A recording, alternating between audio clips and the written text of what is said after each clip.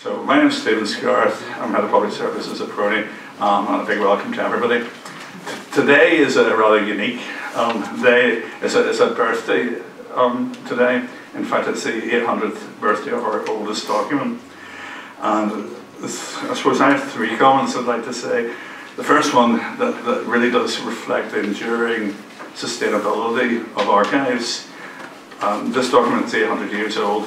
Magna Carta was only 4 years older, so that kind of puts you in the historical context.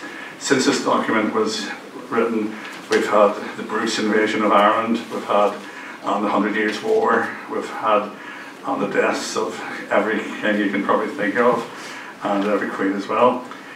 So it has lasted a long time. The second thing I'd like to say is it reinforces very much the historic ties that bind Ulster and Ireland to Scotland. Very much people from Ulster and Scotland have been crossing the Irish Sea for many centuries. So this is a true migration object, and we're going to actually reference that later today. And thirdly, it is a document, but it's also one, in fact, well, there's four documents actually up because we've got all four 13th century Papal Bulls on display today. It is a document, but it's one of 3 million documents which are all publicly accessible in PRONI and which you, the public, can access. So I'm not going to say much more at this point, but I'm going to welcome Jamie Hamilton, the current Marquess of Hamilton and son of Duke of Abercorn, who's going to say a few words. Thank you.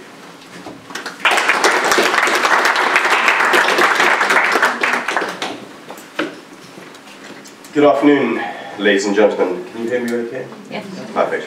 I'd just like to thank a few people. Dr. Michael Willis, Director of PRONI, and Stephen Scarth, who heads up PRONI's public services, for inviting me to provide a few opening remarks at the beginning of what is going to be a very interesting afternoon for those of us that share a passion and interest in history. I have to confess that whilst I studied history at A-level and took a number of modules at university, I'm not a historian, and that's why there's going to be no PowerPoint presentation either. However, as middle age approaches, my interest in history has deepened greatly. I'm delighted to be here today, specifically really to learn more from the lineup of illustrious speakers. A very brief overview of the Hamilton family in Ulster is that my ancestors came over from Glasgow Paisley region in Scotland to Ulster in the early 1600s. They were granted land in what is now known as County Tyrone. Family history has not passed down specific reasons as to why we left Scotland for the West, as seemingly the Hamiltons of the day enjoyed a fairly decent place in Scottish life and political society. Whilst doing some tentative internet research, such as via Wikipedia and other resources, on my ancestors, a fairly common thread emerged in the concluding descriptives of most of them. One is politician, the other nobleman. Whilst both these descriptions are perhaps apt, they are at best dry. Certainly, it lacks the essence of what the Hamilton family connection is to Ulster. The essence over the last number of centuries is the love for the country, its people, and the family's desire to improve the situation for the country. A significant number of my ancestors have been active in the political and business life in Ulster. Many of them have seen this as an act of duty. At Baronscourt, near Newtonstewart, County Tyrone, on my walk up to the office, my daily route takes me past a huge iron anchor. This is set into the lawn outside the office. Many friends and visitors to Baronscourt ask, what's an anchor doing in the grass? Well, this anchor is the embodiment of a series of significant historical events back in 1690. One of my ancestors, Claude Hamilton, who was the 4th Earl of Abercorn, who was a Catholic and a prominent Jacobite, came over with James II during the period known as the Glorious Revolution. Claude and his forces laid siege to Derry. The poor chap was wounded in one of the skirmishes outside the walls. It is presumed that he knew a number of the men inside the walls, as he was sent into Derry to negotiate its surrender. This obviously failed. In fact, his cousin, James Hamilton, who was later to inherit the title and the estate, and was to become the 6th Earl of Abercorn, was fighting alongside William's forces within the walls of Derry. This James Hamilton had risen to the rank of colonel and was a member of the 16-strong Council of War. After the failure of the siege of Derry, Claude fought in the various other battles, such as the Battle of the Boyne, where they suffered further defeats. Stories recount that James II and Claude were literally fleeing for their lives, fled as fast as they could to Waterford. It could have been Leitrim, but we're not, sorry, Limerick, but we're not too sure, where a vessel, the Lausanne, was ready to take them to France and exile. As they were in such a rush to leave, with Williamite forces in hot pursuit, the cable of the anchor was speedily hacked. Some years later, when the harbour was dredged, they discovered this anchor, traced the history, and presented it to my forebear, who at the time was the 1st Duke of Abercorn, in the late 1800s. The 6th Earl that I mentioned earlier, a few years after Claude had died, he inherited the title and the Irish estate. He went on to become a prominent member of the very important Linen Board, and believed to have been a key instigator of the linen industry in Tyrone. He's said to be responsible for the creation of the town of Strabane and worked hard to bring prosperity to the region. Time does not permit me to go into any great details of the many ancestors that have made a significant impact into Ulster, so I shall just pick out a few of them.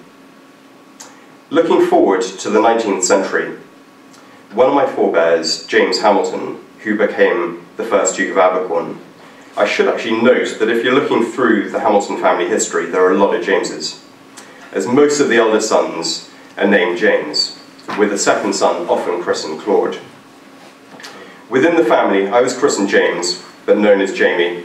My father is James. My grandfather was born James, but known within the family as Badger. I suppose I'm rather glad to be called Jamie rather than Squirrel, Lowly, or Ratty, as I could have been called. Back to James Hamilton. In the 19th century, one of his seminal appointments was as Viceroy to Ireland in 1866. He was quite a strange choice at the time, as he had no prior diplomatic experience. So a risk had been taken with his appointment. In his 10 years as Viceroy, he was well tested, such as with the armed uprising in March 1867. But throughout his time in office, he acted with skill, strong diplomacy, and sought peace and harmony where possible. The importance for me about James Hamilton is that he created and developed Baronscourt as I know it now as my home. Whilst the estate is very different now from when he was alive, the foundations of the house and the landscape we now witness were created by him. He planted thousands of acres with trees. Forestry for us is now one of our most important parts of our business. In fact, it is hard to escape this character's presence, as there are a good number of very large and impressive portraits of the chap looking down on one in the house, so you can't literally get away from him. Moving a little further forward in history, to my grandfather's time, and this is around World War II, money was in very short supply, the estate finances were not healthy. The mansion house had suffered a number of serious fires and was not in a good state for a family to live in. His father, my great-grandfather, had been governor of Northern Ireland for 20 years, and as a result spent most of his time in Hillsborough Castle, rather than at Baronscourt. So Baronscourt had been totally neglected. My grandfather, along with my grandmother, worked relentlessly to make ends meet and completed a significant renovation of the house in the face of very difficult times. He loved forestry and his trees, and would spend all day outside pruning and tending to them.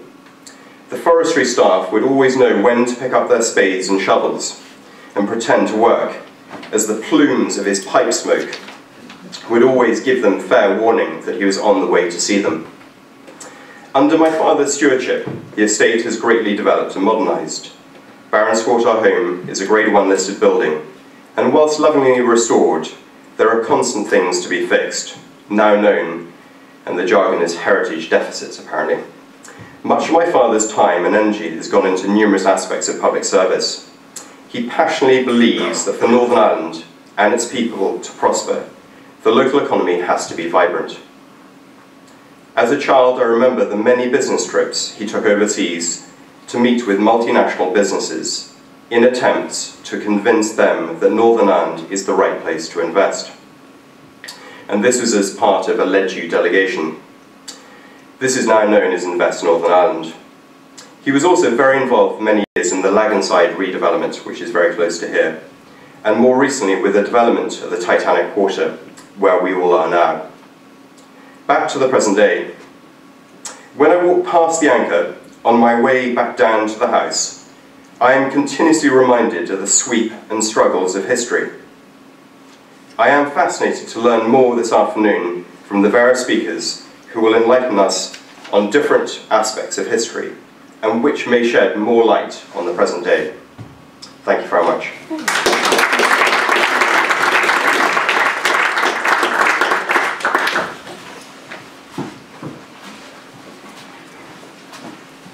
Thank you very much, Jamie. We really appreciated that.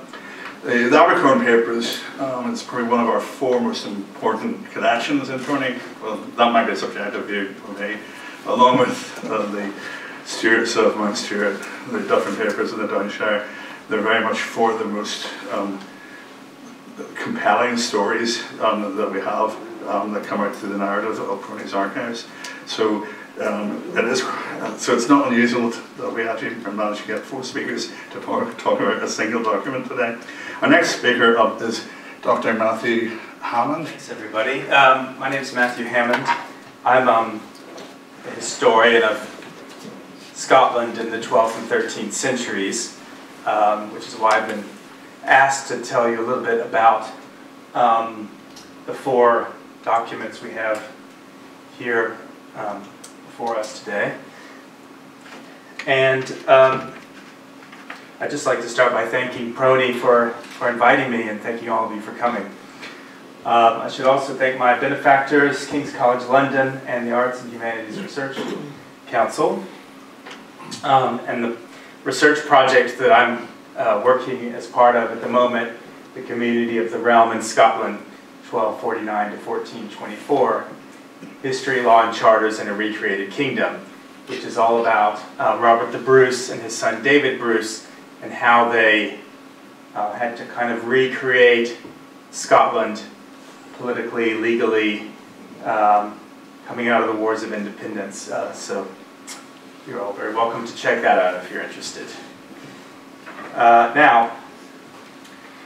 Today we'll be exploring the history of Paisley Abbey with the help of the People of Medieval Scotland web resource, or POMS, as it's affectionately known.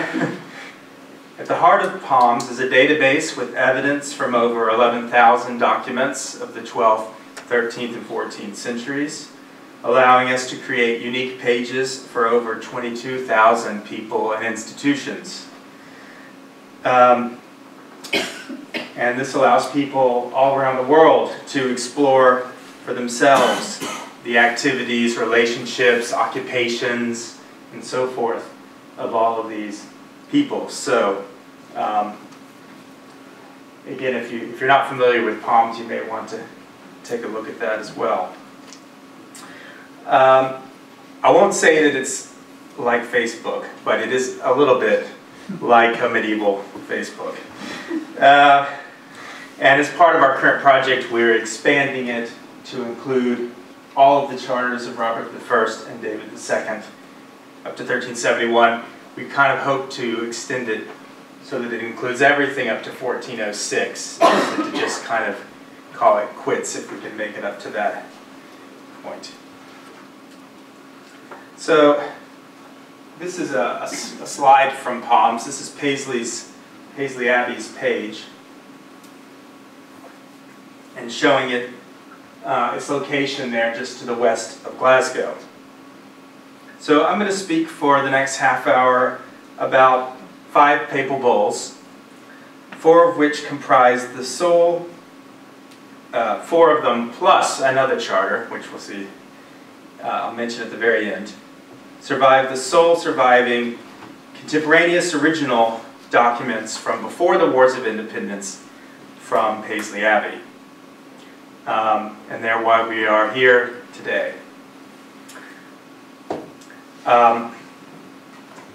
First, we'll take a look at the 5 papal bulls. 4 originals, 1 copy. And then I'll go on to talk a little bit about Paisley Abbey and its history, and then I'll finish up by trying to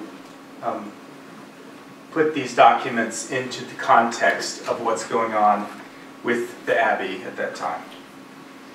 So this is the star of the show, what we're here for today. It's also right here. You want to see it live and in person. And it was made, or at least dated, exactly 800 years ago today, on the 12th of June, 1219. It's described in the document as the 2nd of the Ides of June, the 3rd year of the pontificate of Honorius III.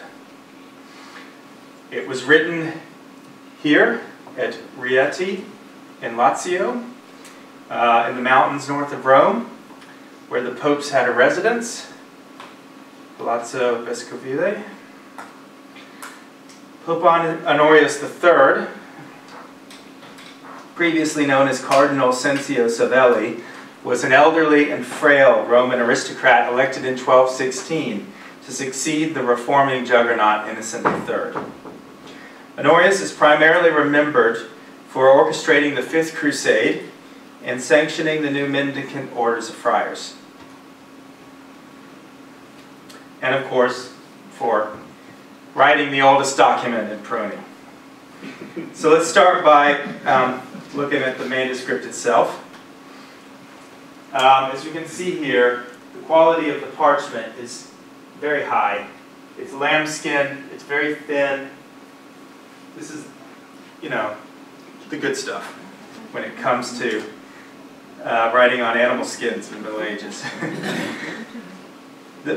There's a fold at the bottom, and it has 2 holes in it where silk cords once held a lead papal bulla, which we can see in the 2 of the later bull documents there. Alright, so the papal seal was not in wax, it was in lead. And the actual image on it is very distinct and noticeable compared to what we usually think of for medieval seals. So on the right there we've got the seal of King John, king on horseback. And on the left here we have a papal bull from the 13th century. It almost, without even knowing anything else, you can tell it looks almost like something from classical antiquity rather than the Middle Ages. It's got images of St. Peter and St. Paul on the front, and just the name of the Pope, Gregorius, Papa IX, written in a kind of script that could be, redolent of ancient Rome. So what this is doing is giving us the feel of the papacy as the inheritor of the power of classical Rome and the kind of protector of that legacy. So even without, and it's often said that when most people encountered medieval documents, it wasn't the writing that struck them first, it was the seal. Because it had a picture on it, because it was an object that you could hold, because it had a weight and presence to it. And the weight of the papal lead bulla automatically made a document from Rome stand out. Another thing is just this huge amount of empty space we see here. This is a great luxury for medieval scribes. They've been trained to use up every possible inch of this expensive parchment, but the papacy liked to show off its wealth and prestige. The quality of the writing is also, the creme de la creme. It's expert, it's precise, but it's also creative and decorative. And if you look, and as we'll see with the names of each of the popes, the initial letter is highly decorated. The H in Honorius here, but also a couple of the S's are quite distinctive. The E over there in Ea Propter. So they wanted to make a visual impression.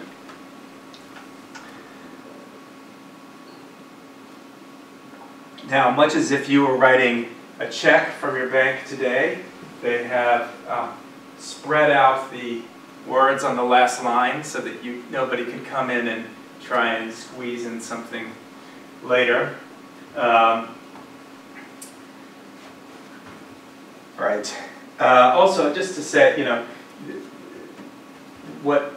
in terms of the actual paleography, the handwriting itself, what we have is long, extended, what we call ascenders and descenders on each of the lines. And as we'll see, sometimes royal chanceries tried to mimic that technique as well when they were trying to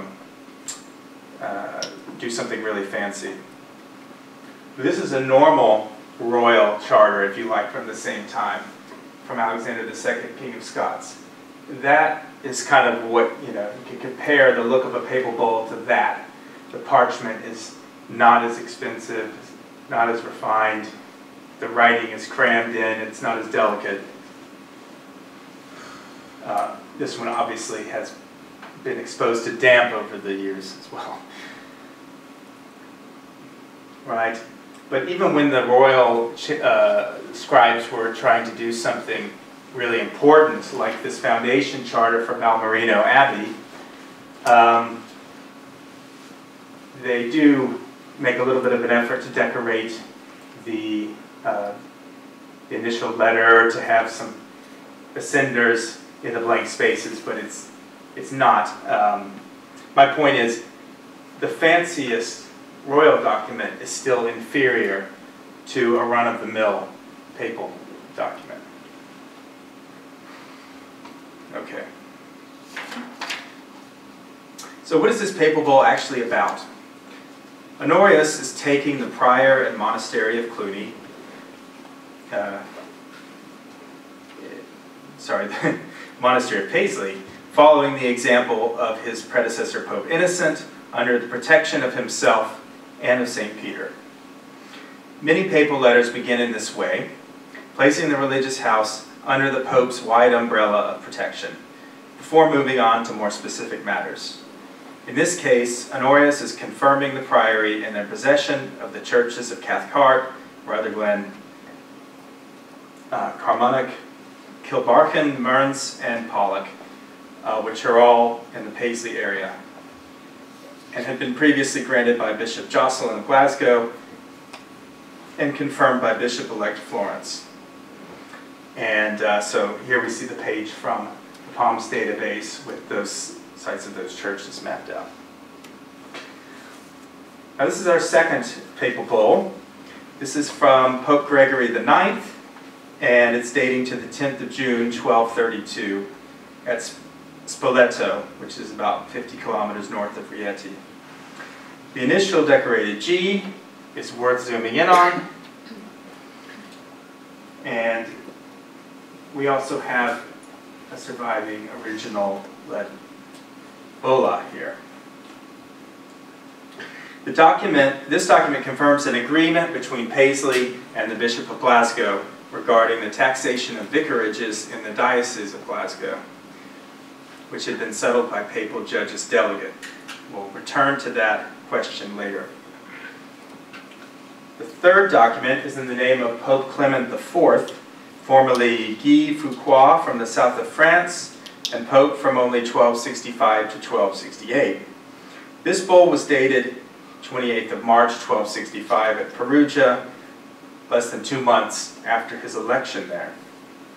This is a kind of document known as an indulgence, stating that no one may bring the abbot and convent of Paisley into a secular court regarding lands that they held in free and perpetual alms. And again, the context of this will become clear later.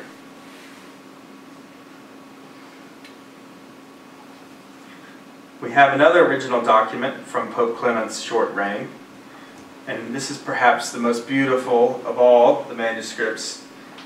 The ornate decoration of Clement's name is remarkable. This was made a couple of months after the previous letter, also at Perugia. Here Pope Clement is confirming an agreement between Abbot William of Paisley and Bishop Walter of Glasgow, again regarding the taxation of church vicarages. Here it specified that the abbey had the right to appoint chaplains rather than perpetual vicars in the borough church of St. Nicholas of Prestwick and the churches of Neilston and Rosneath. The fifth papal bull is also from Clement IV, but it only survives in a copy. In 1469, Simon Dalgleish, precentor and official of the Episcopal Court of Glasgow, made this judicial transumpт. This is a much longer document by which the Pope confirms all the possessions of Paisley Abbey. That is its description in the Palms database.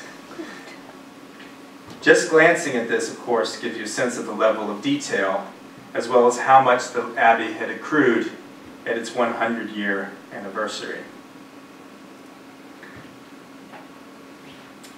If we go to the transaction page for the confirmation of possessions, this map gives us a visual impression of the spread of Paisley's churches, lands, and other privileges and rights. So now that we've had a look at the manuscripts, let's turn to the history of Paisley Abbey itself.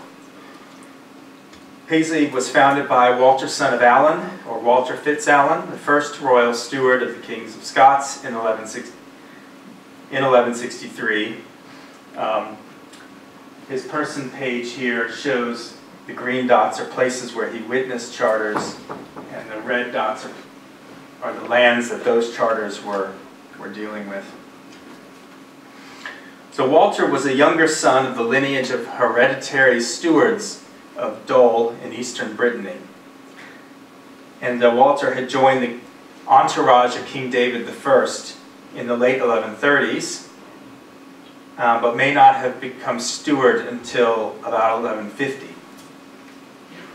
Walter's endowment from King David and his grandson Malcolm IV was based on Renfrew and the area known as Strathgrive, which later became the sheriffdom or county of Renfrewshire, which is shown with the black marks there, black line. So Paisley was a monastery of the Order of Cluny and was thus ultimately under the authority of Cluny Abbey in Burgundy. Founded in 910, Cluny's stricter and reform-minded take on Benedictine monasticism, especially under its abbot Odo, 927 to 942, led to a far-flung and expansive network of religious houses by the 12th century, reaching some 2,000 monasteries at its peak, after which time its star waned in favor of newer pious movements like the Cistercians. Paisley and its daughter house at Crossraguel were the only Cluniac monasteries in Scotland. Paisley itself was a daughter of Much Winloch Priory in Shropshire, where Walter's brother Alan was busy founding the Fitzalan dynasty, who would go on to become Earls of Arundel. Much Winloch was founded between 1079 and 82 by Roger de Montgomery, Earl of Shrewsbury, from the French house of La Charité sur Loire. A copy of Walter's foundation charter has been preserved in the late medieval cartulary produced in the 1520s, which is now held in the National Library of Scotland. At the time of this charter, in 1162 or 63, what was envisioned was a relatively modest establishment at the steward's caput of Renfrew, with the prior and 12 monks having a residence in the borough and a boat and local fishing rights for salmon and herring to provide an income.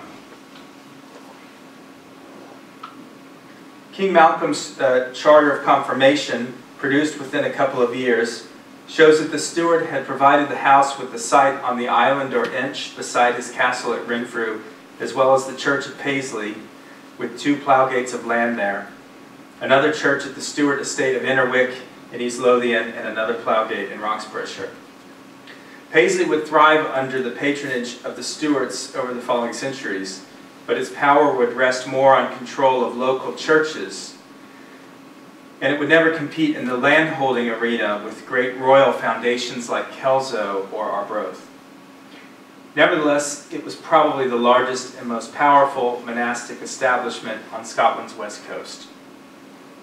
It's also the only monastery on Scotland's west coast that has, between the cartulary and these original documents, a surviving corpus of medieval evidence. By 1173, the foundling religious settlement was on a firm footing, having moved up the White Cart from Renfrew to Paisley. Walter Stewart's much fuller charter, composed at this time, describes the Church of St. James and St. Mirren and St. Milburga of Paisley.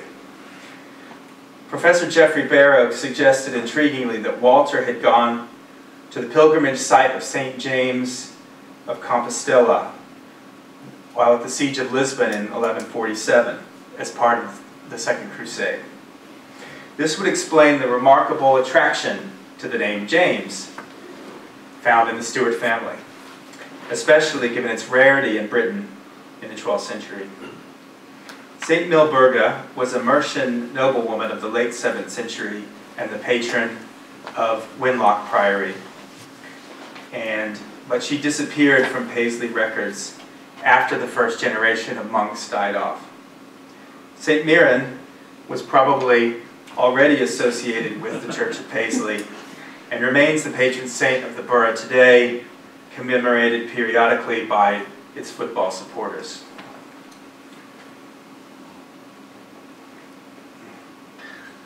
By 1173 as well, the burgeoning priory had gained control of all the churches of Strathgrive except Inchinnan, as well as the church of Prestwick, the seat of the Stuart's other lordship of Kyle Stewart in central Ayrshire. So, down here.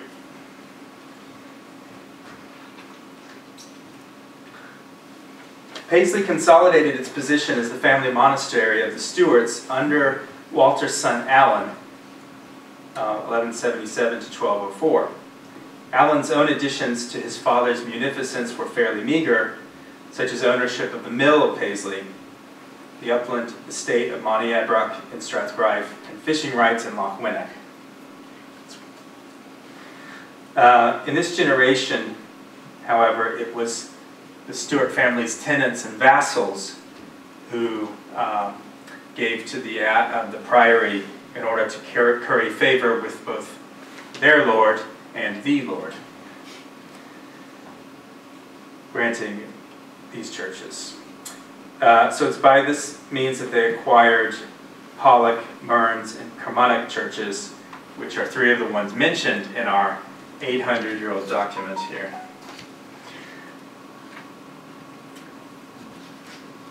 So it was also during this time that Paisley benefited from the Stuarts' expansion to the west into the Firth of Clyde region. And just as it had taken over the old Church of St. Mirren in Paisley, it also took over the old Church of St. Blaine at Kingarth in Bute. Furthermore, Rognvald, or Ragnall, son of Somerled, and his wife Fonia, joined the confraternity of Paisley, despite the fact that Ragnall himself founded a Cistercian abbey at Saddle in Kintyre. This confraternity, whereby Ranald and Fonia became brother and sister of the monks at Paisley and of the whole Cluniac order, was a big deal. The monks were to receive 8 oxen and 2 silver pennies from every house from which smoke was expelled within his vast kingdom of Argyll and the Isles, and to continue receiving a penny from every house yearly after this. This is the sort of yellow area there. It's difficult to see how this was executed or for how many years it was maintained, but it certainly gives an indication of the importance of such spiritual relationships for medieval rulers. The monks, for their part, saw the protection and support of Clan Sorley as vital for them to continue with their plans on the western seaboard and in the islands. So in a way, this was also like a kind of peace treaty between the abbey and the ruler of Argyll for the protection of their monks as they became more involved in affairs in that region. And the charter specifies that Ranald and his heirs would instruct their men and beseech their friends to support the monks under the threat of malediction from St. Columba.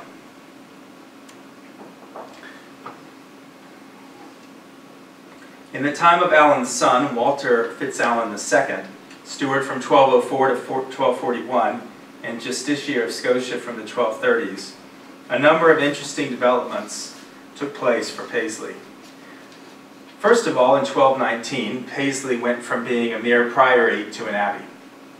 Unlike monasteries of the Cistercians, Augustinians, and others, Cluniac daughter houses were expected to remain priories, expressing obedience to the abbot of Cluny, and to send, who sent delegates periodically to inspect the daughter houses.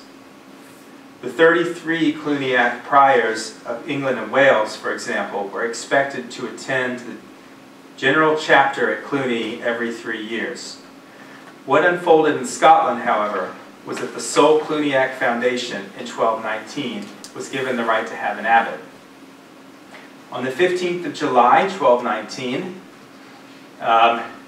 so maybe we should all be going over to Paisley next month for the 800th anniversary of this document. Pope Honorius III wrote to the Bishop of Glasgow and the abbots of Kelso and Melrose, noting that the lack of an abbot in Paisley was causing danger to souls and the dissolution of order. The issue having been raised in letters by the young new king Alexander II to the Pope.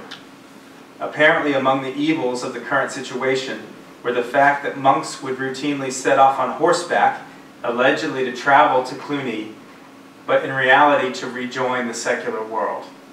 So essentially monks were just deserting. The bishop and abbots were to ensure that the prior had the resources to elect an abbot canonically. This was not the end of the story, however. At some point between that July and the following May, the bishop and abbots met at Jedburgh. Apparently the monastery's patron, Walter Stewart, had insisted that the prior of Winloch, as the mother house, should be able to come and have his say. In the event the prior didn't show up, the abbot of Melrose excused himself from the matter, and the remaining papal judge's delegate gave Paisley the go-ahead to elect an abbot.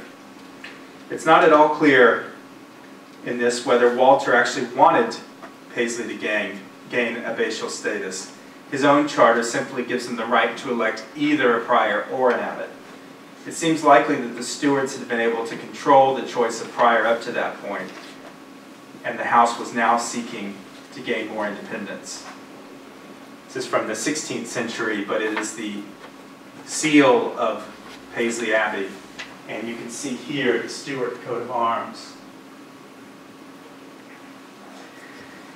In any event, after this episode, Walter decided he wanted to found a new monastery on his other lordship, Kyle Stewart. So Walter began corresponding with the master of Sempringham, head of the unusual Gilbertine order of double monasteries, which combined Cistercian nuns and male Augustinian canons, and had both lay brothers and lay sisters. Walter issued a charter establishing a house at Dalmilling, near Ayr, quite close to Prestwick Airport, actually, and granted them a package of lands and rights. Six Hills Priory in Lincolnshire was to provide the new convent, but when the prior of Six Hills visited the site, he was apparently so unimpressed that the whole deal subsequently fell through. Walter gave up at this point, and at some time around 1230, just gave all of Dalmilling's abortive endowment to Paisley Abbey, greatly increasing its presence in Ayrshire. So we look at this 1265 papal general confirmation of Paisley's holdings. We now see that it has gained a number of churches and lands. That's its sort of second main area of concentration from that point. Walter also came under intense pressure at this time to convert Paisley to the Cistercian order from both King Alexander II and various Cistercian abbots. Even Paisley's first abbot, William, told the abbot of Cluny that he had promised the king that he would advocate for the conversion.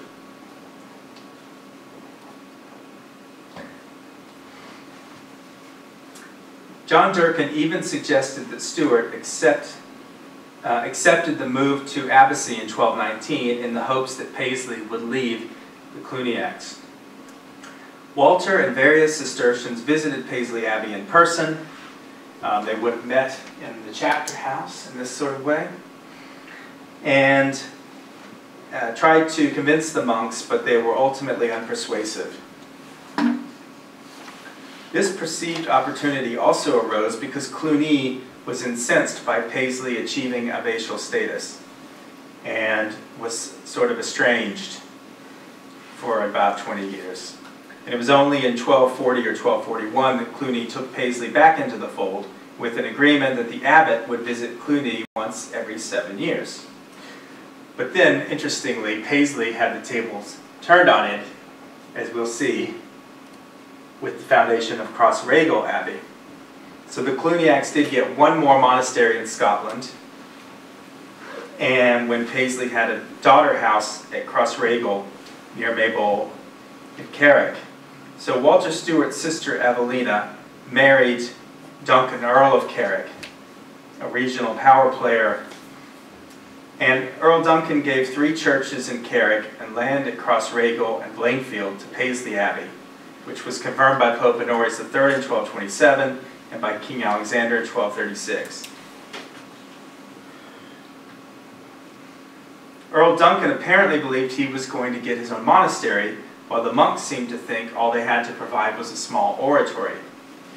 The Bishop of Glasgow settled the dispute in 1244. Not only did Paisley have to provide for an independent monastery at Crossraguel, but it was also to be free to elect its own abbot, provided they conformed to the order observed by the House of Paisley and provide visitation to the abbot of Paisley. Crossraguel Abbey was to pay an annual tribute to Paisley of 10 marks, but there are signs that that payment may have stopped within a generation.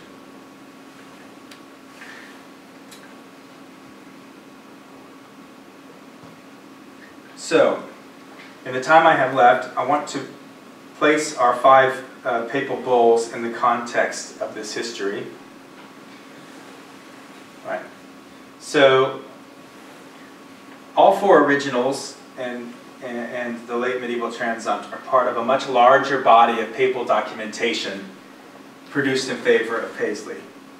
The Paisley Cartulary provides us with the texts of 47 such papal letters between 1173 and 1286. Examining this corpus allows us to gauge the kinds of issues on which Paisley's relationship with the papacy hung. Many of the documents were confirmations of the abbey's possessions, churches given them, like our first bull of 1219, which confirmed 6 local churches. These confirmations ranged from dealing with a single property to grand confirmations covering all the abbey's named possessions. A number of other documents are concerned with many of the issues already raised, such as Paisley's relationship with Wenlock, Sempringham, and Crossraguel. One long letter of Clement IV is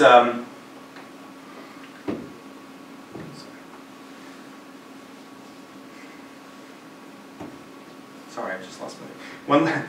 A long letter of Clement IV dated the 11th of June, 1265, related the story of the dispute between the abbey and the Earl of Carrick, and that Crossraguel was to pay Paisley 10 marks annually for their quitlet claim of the Earl's donations.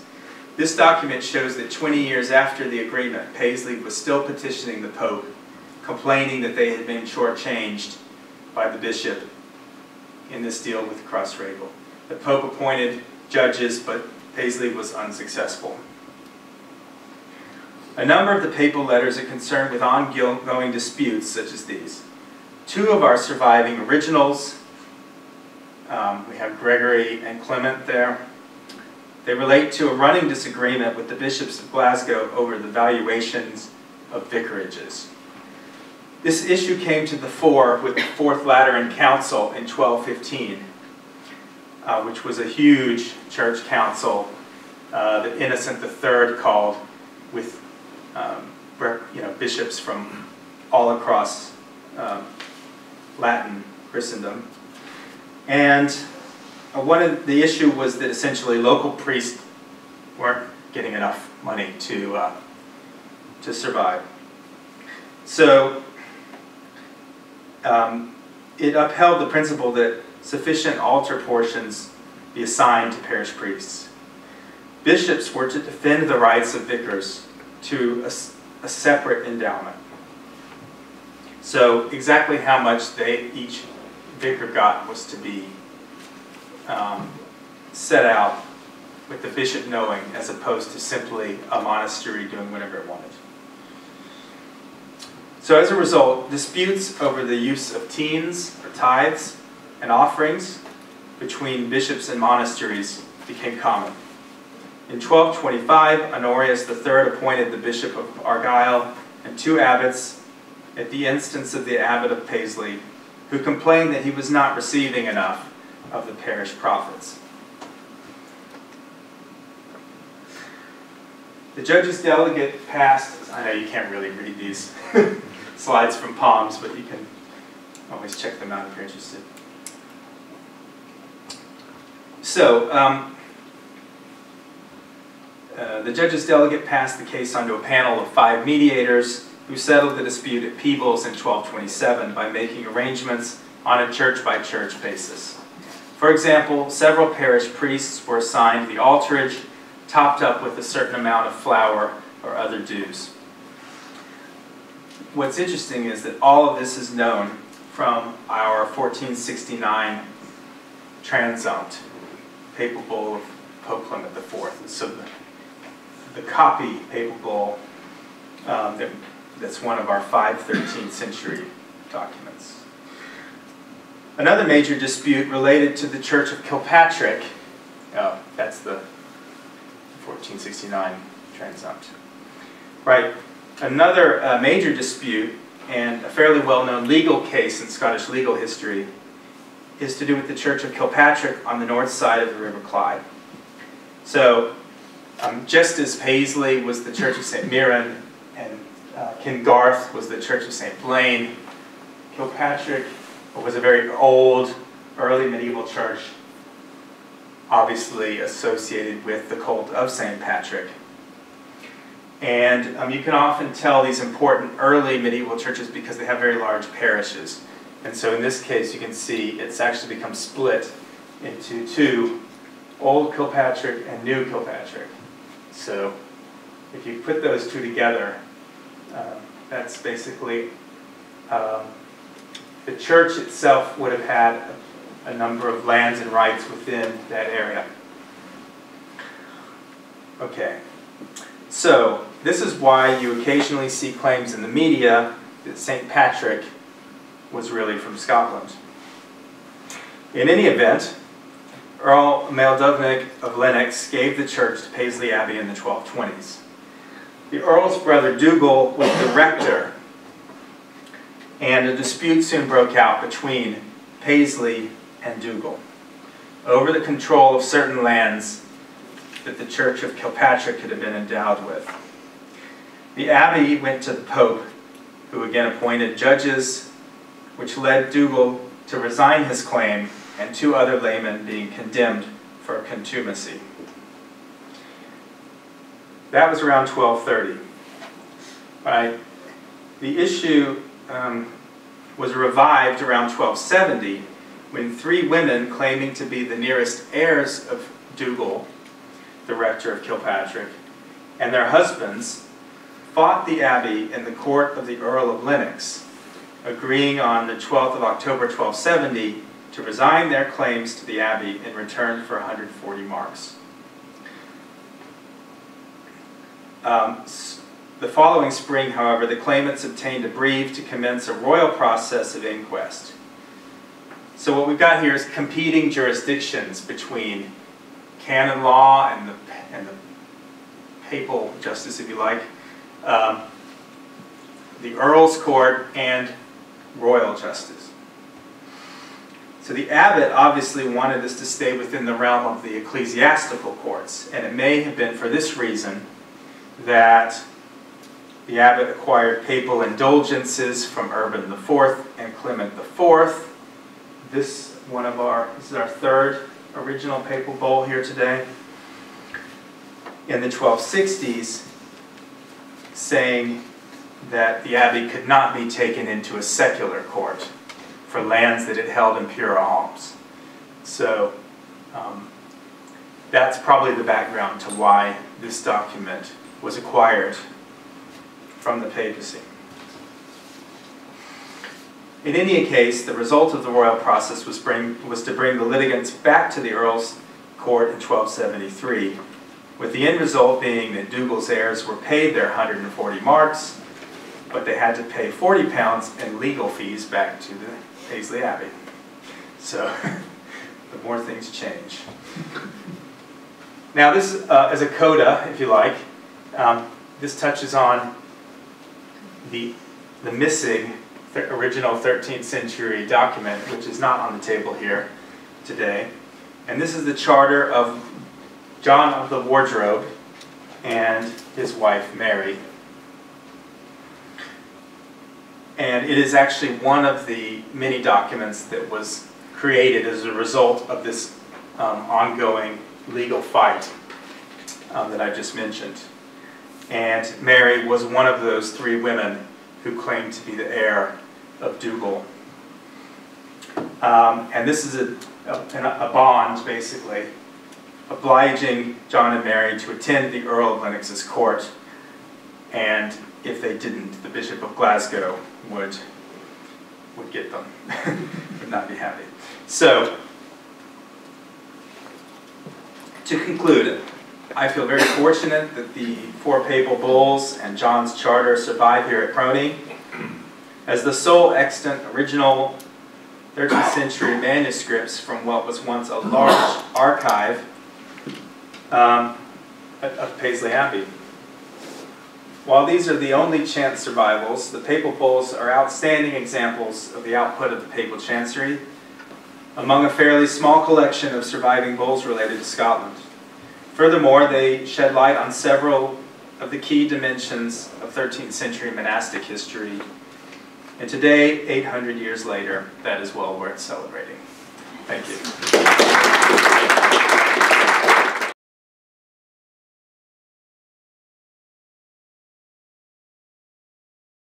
Sharp-eyed will notice that I've got the date wrong.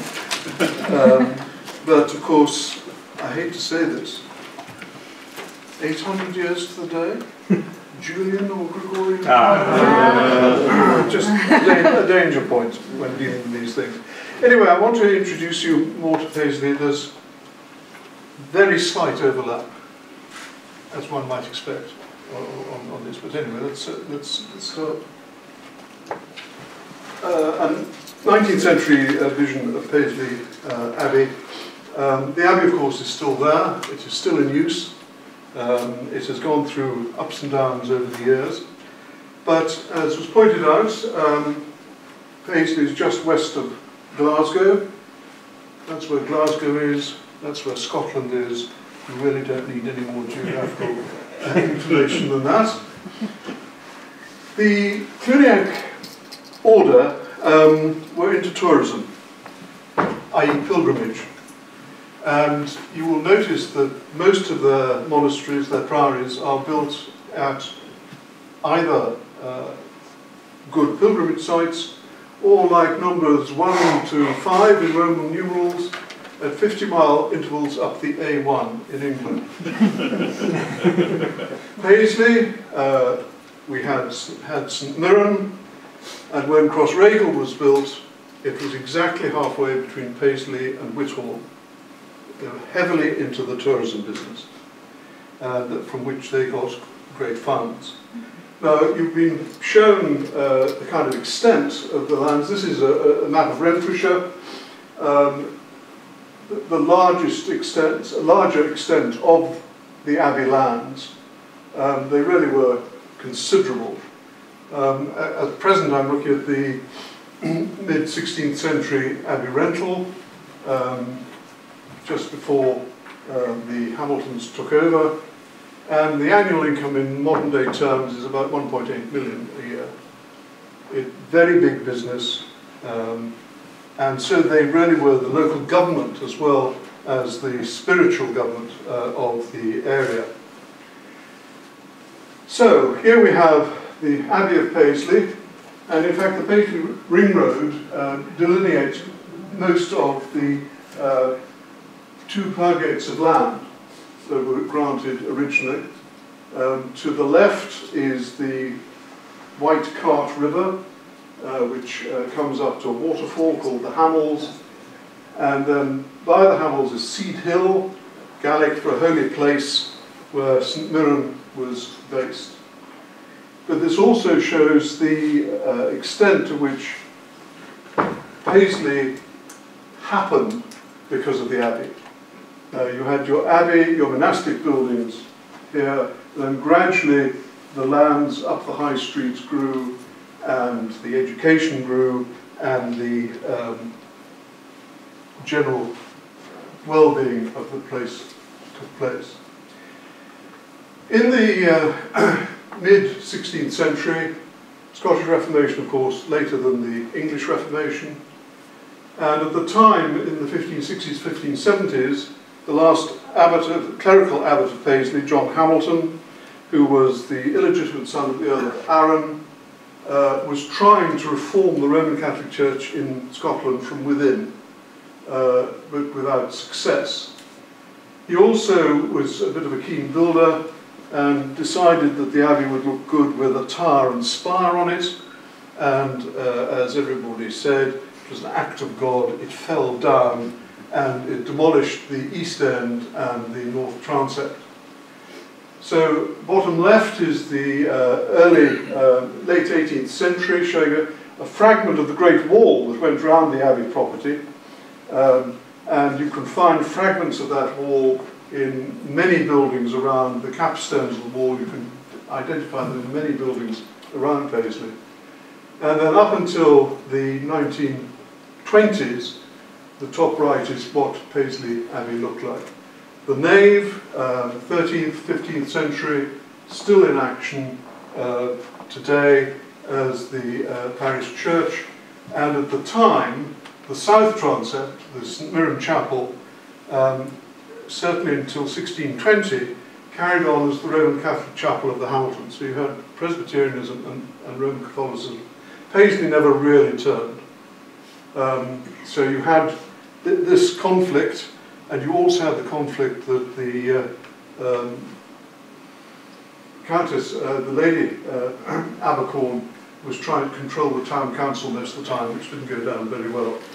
So here you've got the outline of the Abbey as it is today. The east end, the choir, is 1920s, and is now a very fine building indeed. Acoustically, it loves music.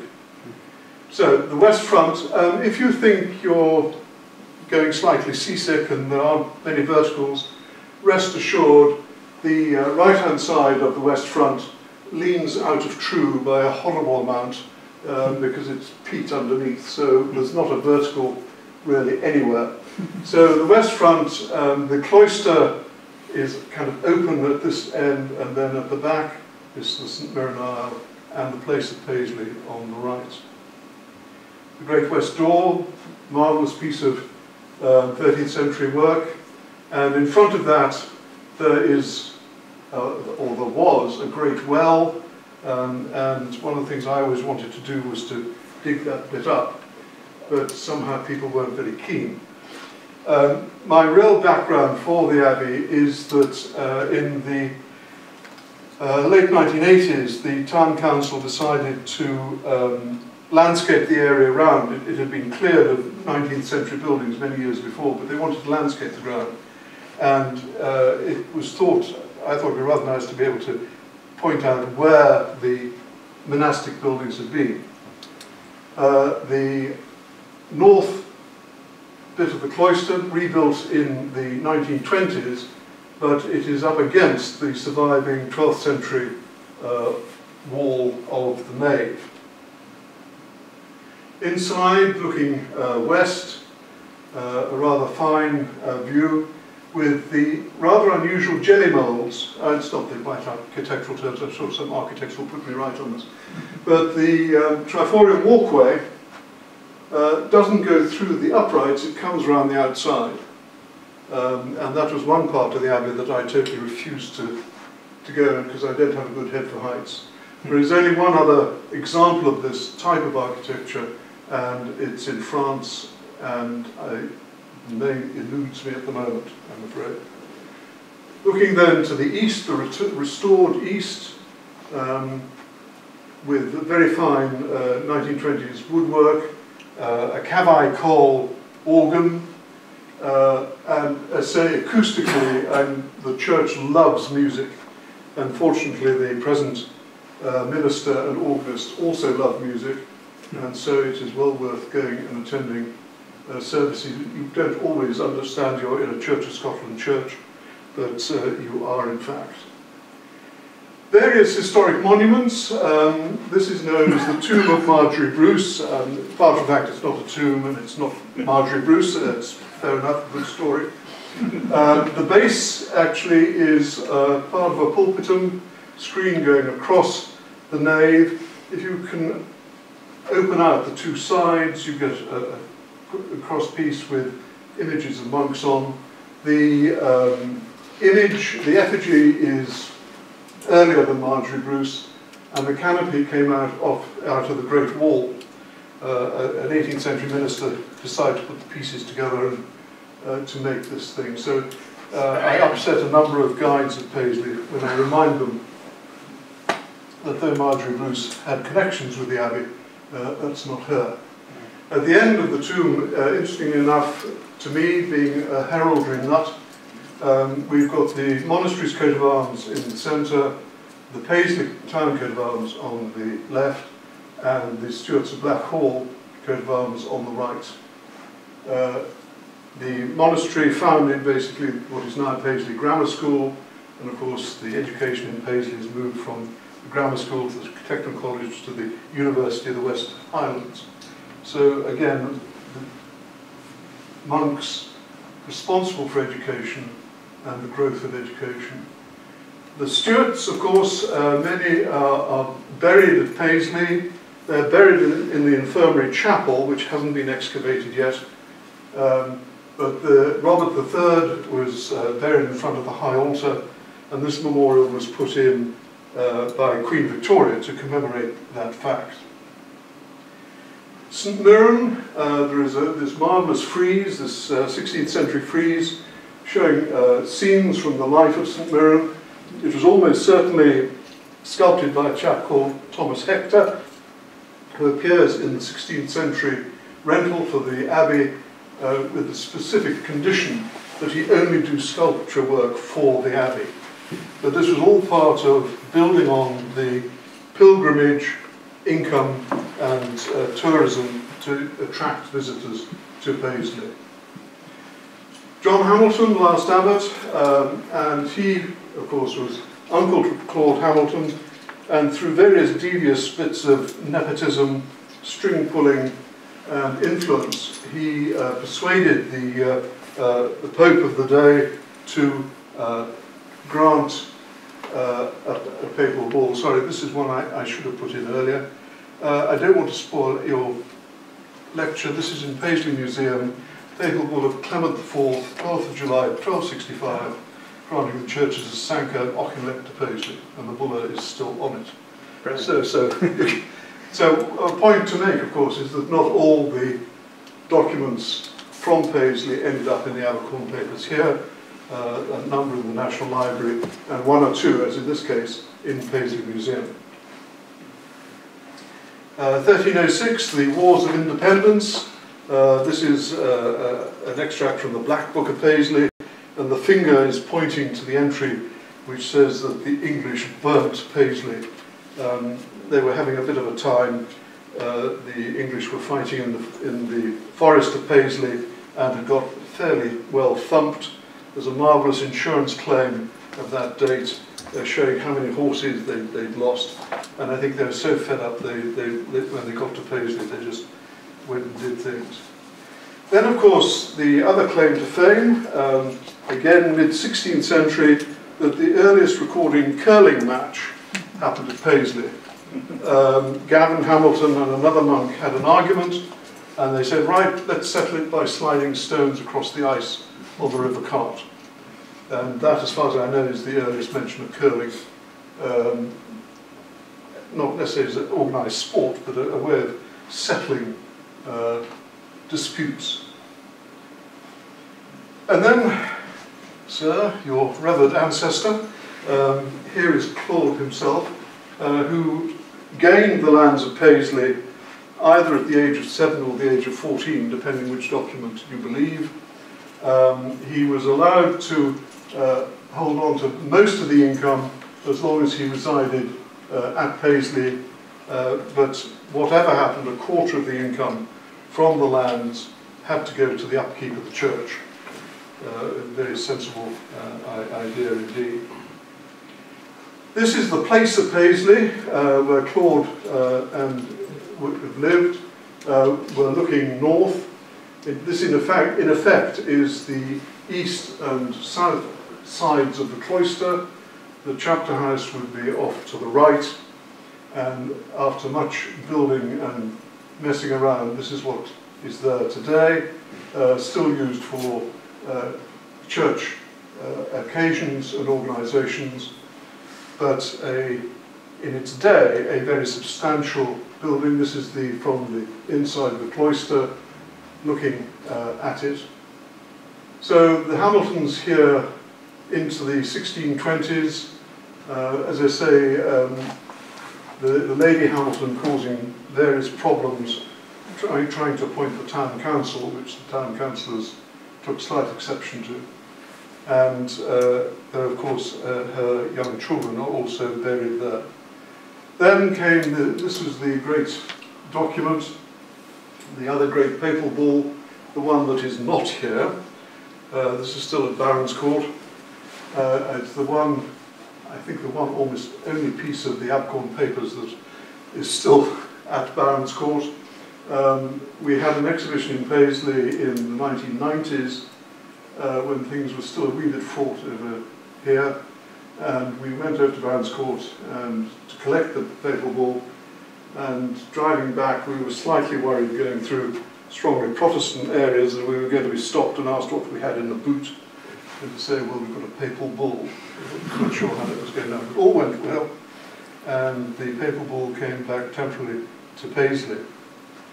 So the area to the south of the Abbey was the area that was heavily built up in the 18th century with the new town of Paisley, when the Hamiltons and subsequent owners of the Abbey lands had made this development. This was all cleared away in the late 19th century, and this was the area where I was very keen to be able to mark out where the monastic buildings had been. And one joyful thing about most monasteries is that they all have a main drain going down the middle of it, like a spinal cord. And so if you can find the main drain and find the inlet, you can find out where buildings are. And so instead of excavating the whole area, you could focus your excavations.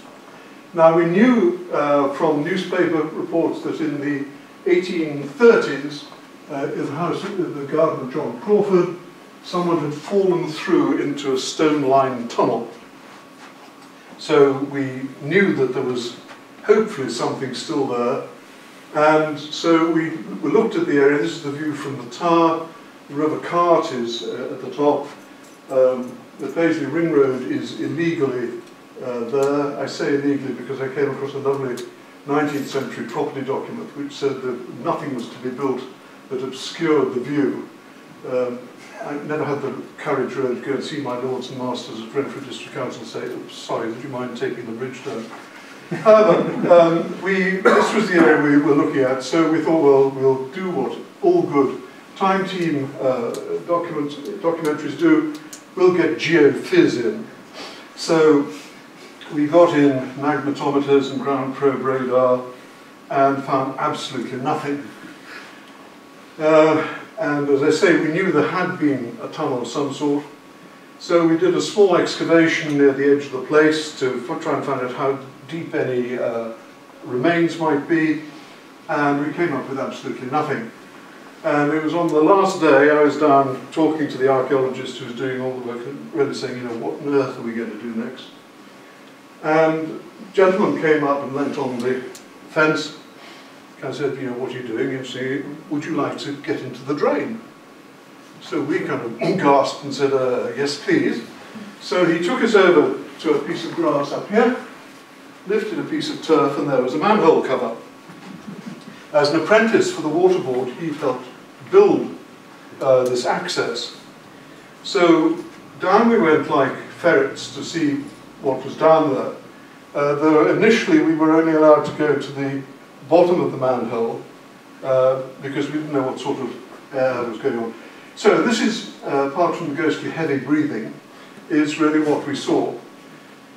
It appeared to be a 4-foot-high stone arched tunnel with a muddy base going away into the distance. And we looked around and eventually we managed to crawl up to this. And as I said, this is about 4 foot high. But at that stage we had to have gas meters with us and all other exciting things, which of course in the darkest, narrowest part of the drain suddenly went off because we were running out of oxygen. It really gets very exciting down there. And the centrepiece where we were at the time was rather unusual because it had a reinforced concrete roof, not the sort of thing one normally expects to find in a medieval drain. But we later discovered that they had tried in the later 19th, early 20th century to basically get the drain working again, and they'd taken the top off. And there's a record of them removing cartloads of rubbish and artifacts and items of stained glass, which they went and dumped somewhere, we don't know where.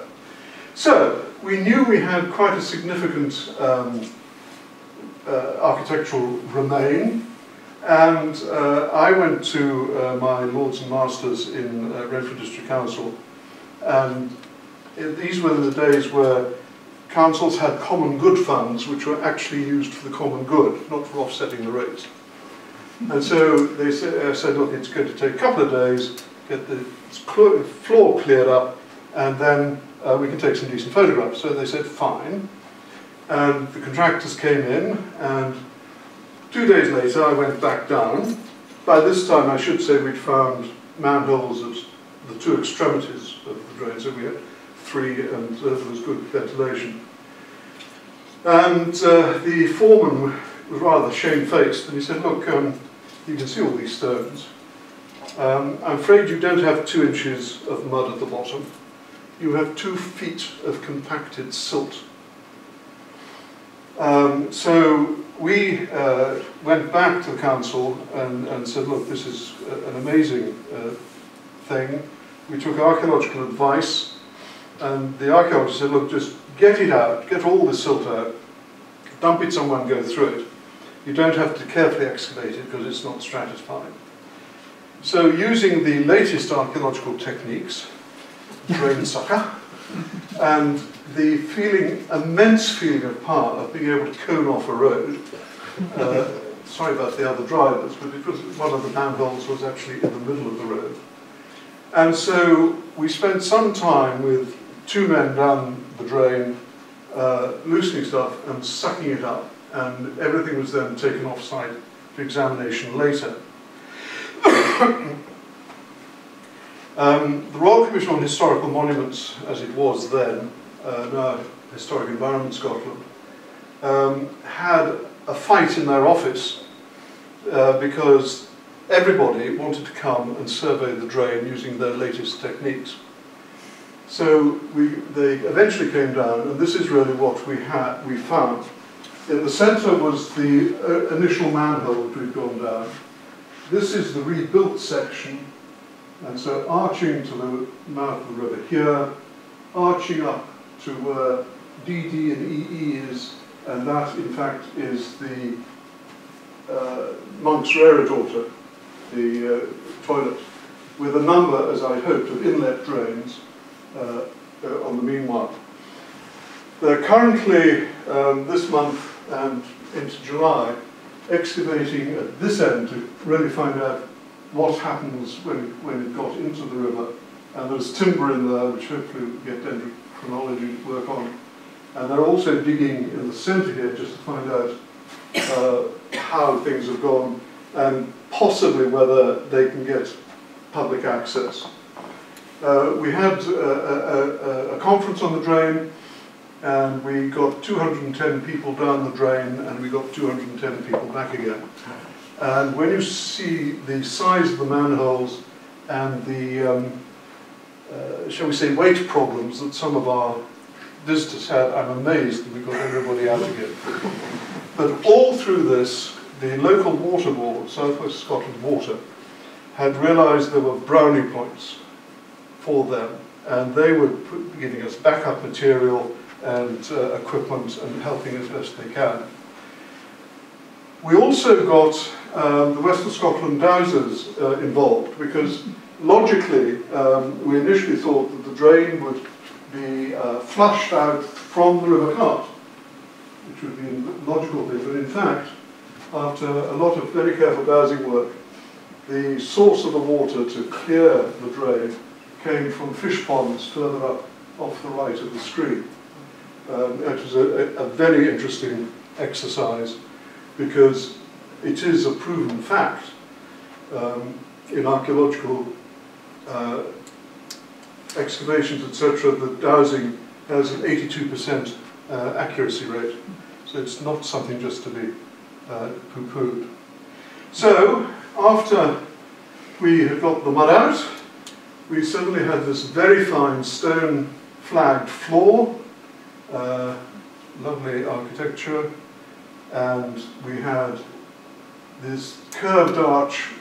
This photograph is taken, if you like, underneath the rear water for the monk's dormitory, with a batter on the side to move everything in. And the one thing that we had to constantly fight with is that the water table will insist of filling everything up to this height, so it has to be pumped out if any work has to be done. So the water inlet is active. The centre section with the concrete roof, we didn't touch the silt because we felt the whole thing might collapse, but there are planks from the original kind of wooden lined trench of the original drain in there, and so we're hoping dendrochronology will sort that out. To try and give you some idea, I walk upright happily in this tunnel. It is of considerable height. We've had many people down, including Princess Margaret, who did something which I still think is impossible, even though I saw it myself. You have to climb down a 12-foot ladder to get to the bottom of the drain, and I always went off with Macintoshes and things, and always came back absolutely covered in mud. She went down in white suede shoes and a beautiful dress, and came back up again without a speck of dust on her. Absolutely brilliant. So we had, as I say, two lads down the drain, loosening the silt and sucking it up. And by very great fortune, they had a lot of common sense, because at one point they discovered the handle just sticking up above the mud. And instead of putting two fingers in and pulling, which would have absolutely ruined the place, broken the pot, we ended up with a complete medieval chamber pot. and the bits and pieces were extensive. Thousands of pieces of broken pottery. There's still work going on. Some of it's local made, but huge jigsaw problems. The oldest item to be found in Paisley, the only Roman item to be found in Paisley, which had nothing to do with the Romans being anywhere near Paisley, was this intaglio from a ring of the goddess Ceres. And you can just imagine some wealthy cleric from Cluny or wherever kind of washing his hands, and the stone falls out of his ring. Not amused, not a happy bunny at all. The other thing that we found was this seal matrix, and we couldn't immediately understand why the drain had been allowed to silt up. And then it turned out that in the 1450s there were two rival abbots, one appointed by the king, one appointed by the community, and both giving orders, so nobody took any notice of either of them. And eventually one of them went and his seal matrix was deliberately broken. Unfortunately, we don't know which one it is. We know their names, but it's just too corroded to seal. Lots of fragments of slate which have been used for teaching purposes. And the most exciting was this. This is the earliest recorded polyphonic music in Scotland. These thorn-shaped notes and other shapes, I've heard it play. So there is music, there is writing, poems and things. A lot of work still to be done. So that's kind of what life is happening in the Abbey, but the greater wider world. These are lead cloth seals. The top right-hand one, you can see this got a wee little cloth. When your cloth was woven, it was inspected. If it was found to be okay, a lead seal was pressed into it, authorising it for sale. So you have seals from Arras, from Ulm. So we know that the cloth is mainly coming from Europe. The seal you saw briefly earlier with the Stuarts and the Lennox coats of arms. And then, of course, from then till now, or almost now, the direct descent from Paisley to Ulster. So a rather quick run through of the history and Paisley as it is now. So thank you for listening to me on my favourite subject.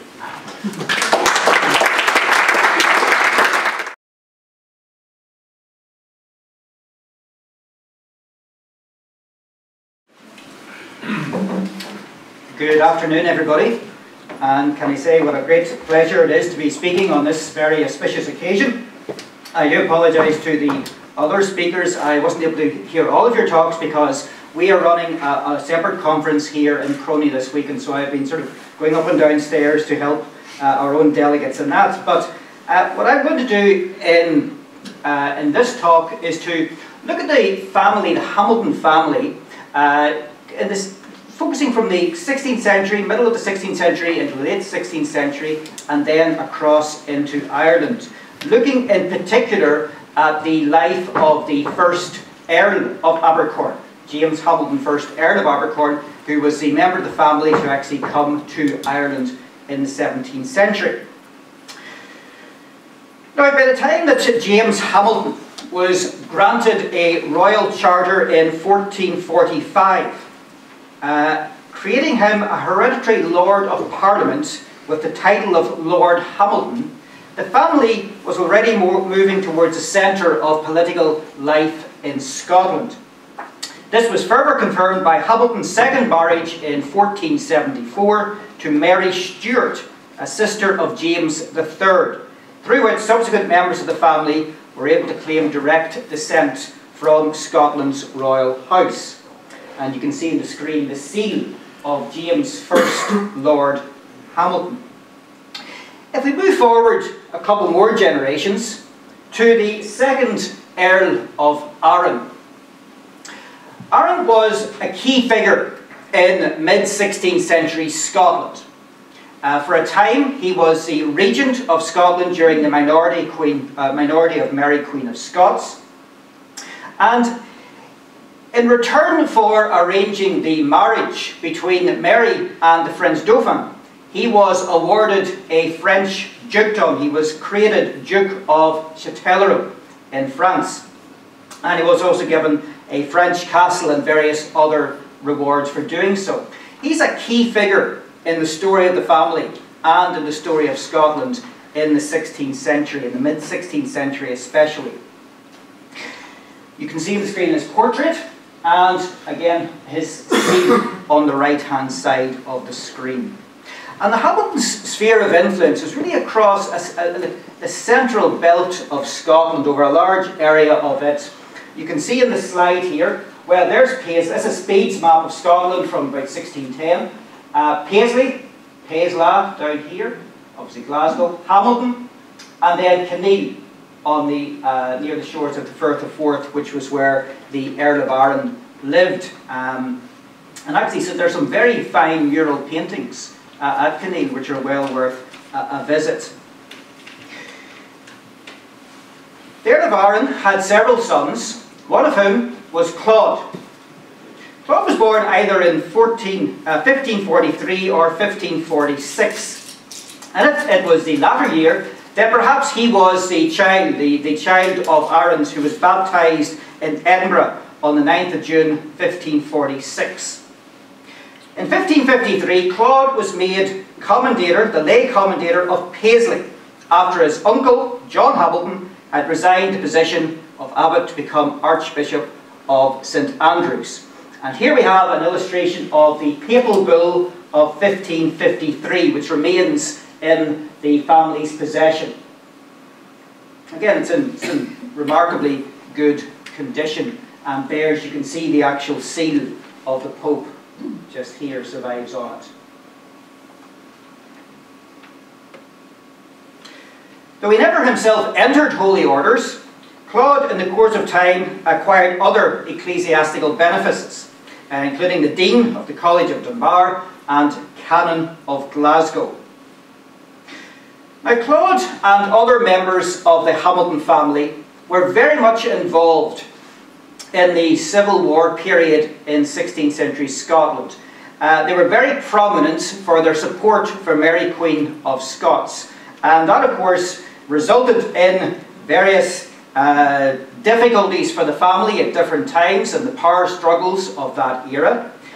Claude himself found himself often on the run. He spent some time in exile in England, and even for a time went into exile in France. But he was a survivor. Like other members of the family at the time, he was a survivor. His home, for the most part, was here, when he was in Scotland, was here at Paisley. And you can see the place of Paisley here. And of course you can see Paisley Abbey in the background and St Mirren's Isle. Claude survived until 1621. In fact, he actually outlived his son James, about whom I'm going to say more now, by several years.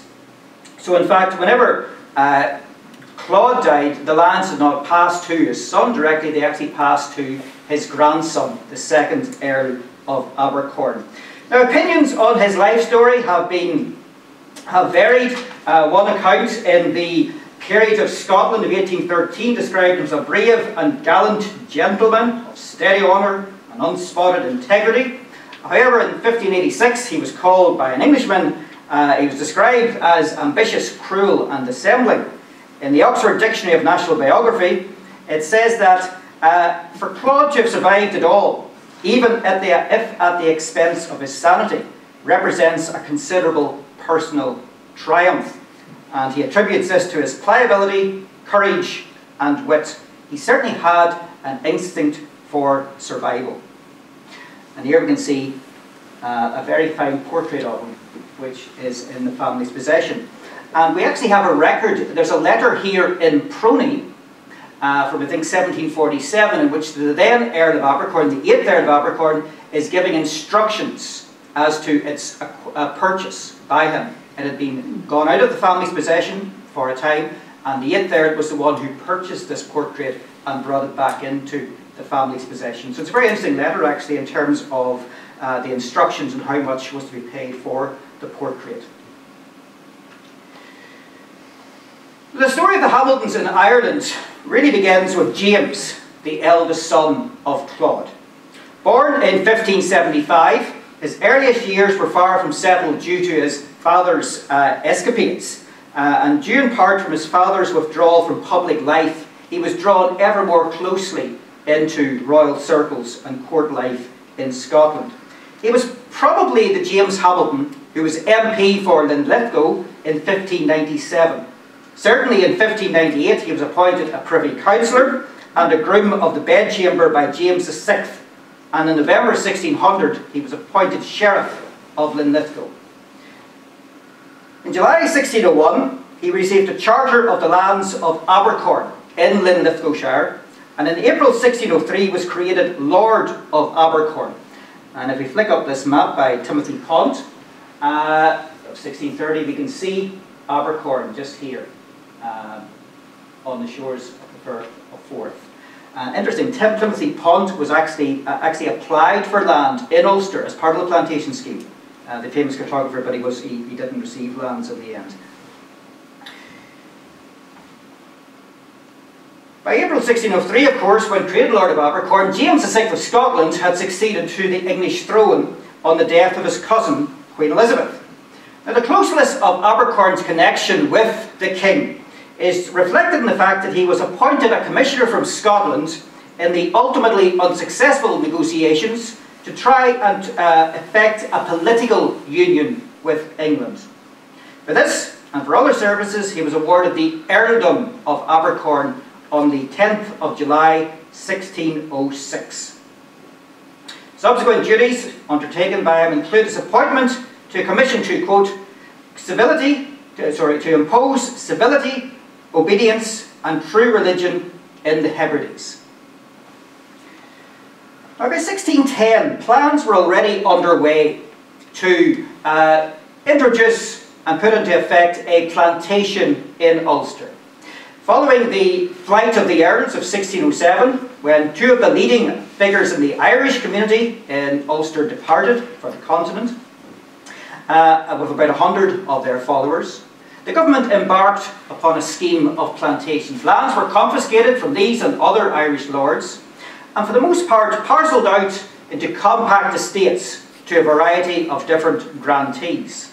The fact that the king was now Scottish ensured the Scottish involvement in the plantation scheme. And we can see here a map of the Ulster plantation. You'll note, of course, that only 6 of Ulster's 9 counties were part of the official plantation scheme. Only counties Tyrone, Donegal, Fermanagh, Cavan and Armagh. And a county that was really created at the time, the county of Londonderry, so called because of the involvement of the London companies. You'll notice that Antrim Down and Monaghan were not part of the official scheme of plantation. Now, the yellowish areas on the map were allocated to Scottish undertakers. And you'll note that Strabane, right in the centre of the officially planted counties, was allocated to the Earl of Abercorn and other Scottish lords. Abercorn was in fact made the chief undertaker in the barony of Strabane in Tyrone. Now, it's not clear when he was first approached about becoming directly involved in the plantation, but by April 1610 he was certainly aware of the fact that his lands were to be in County Tyrone. In a letter he wrote to the king on the 12th of April 1610, he refers to quote, "that little part of land your majesty appears to think fitting for me, called Strabane." Now, what persuaded Abercorn to reflect or to accept this challenge is unknown. You could say it was a brave step by a man used to the lifestyle of a lowland Scottish aristocrat, and for him to escape or to forsake the comforts of his home and a position at court for what many would regard as the wilds of West Ulster. A letter of January 1610 refers to him having been, to quote, induced by the king to take part in the plantation as, to quote again, a countenance and strength to the rest, suggesting that he'd been singled out by King James as someone who was suitable to carrying out this task and who would undertake his responsibilities with seriousness. As part of the planning for the plantation, a series of maps were drawn under the supervision of Sir Josias Bodley, a brother of the man after whom the Bodleian Library in Oxford is named. The Bodley maps are beautifully coloured maps, and for the first time over a wide area, the townlands of Ulster are mapped in some detail.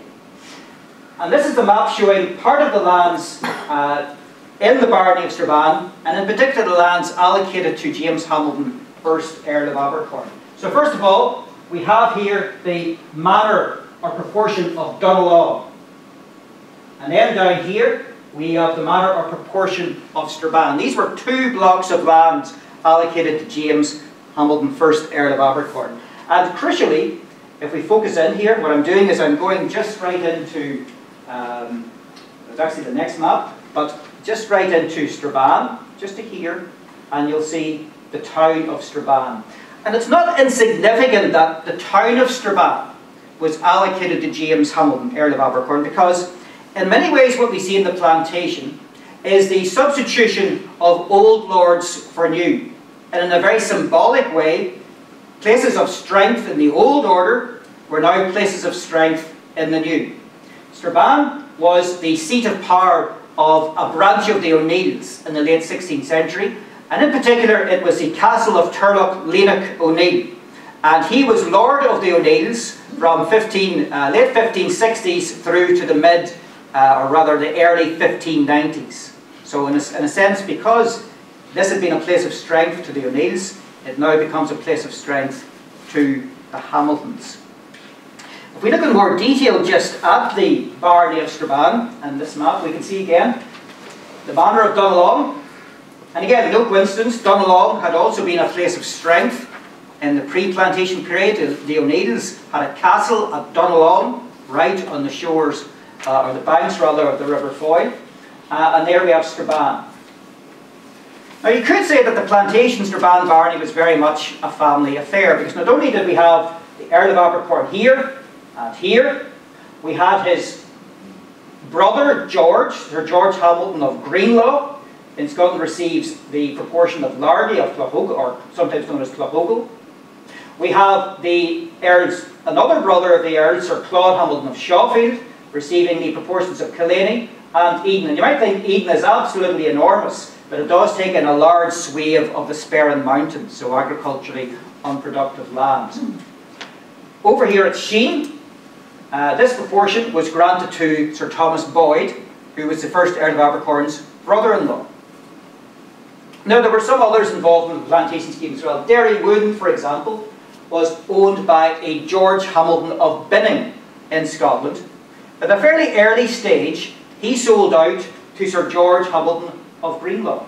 So Sir George not only owns this, he also owns this block of land. And in due course, as the estate coalesced in the course of the 17th century, all of these lands came into possession of the Hamiltons.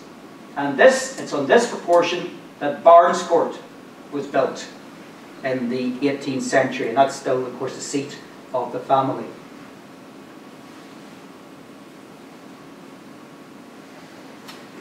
Abercorn was serious in undertaking his responsibilities as a planter. He developed the modern town of Strabane. He introduced significant numbers of families to his lands, and we can see in this description, just as it's right at the very start of the plantation, the Earl of Abercorn, chief undertaker, has taken possession, resident with his lady and family. Okay, and then describes what he had built: some large timber houses, a great brew house. His followers have built 28 houses of fair couples, that should be. The number of houses, his tenants who are all Scottish men. The number of 32 houses of like goodness. Preparing materials for building a fair castle and a bawn, which he means to put in hand for next spring. So he did in fact build a castle in Strabane, which has gone completely, absolutely no trace of it above ground now. Now Abercorn did prove one of the more energetic of the undertakers. And it must be pointed out, of the 59 Scottish undertakers in the plantation, almost half gave up within a few years of the commencement of the plantation. Sold their lands and back to Scotland, that is, if they'd even come to Ulster at all. Now, Abercorn was certainly given a number of privileges not extended to other Scottish undertakers. For example, in 1611, he was allowed to have the help of 25 soldiers to help him plant and build on his estate. In addition, he was allowed to requisition any ship on the west coast of Scotland to transport people and goods to Ireland. And he was granted this right because, to quote, ordinary passage boats were too vulnerable to attack by pirates.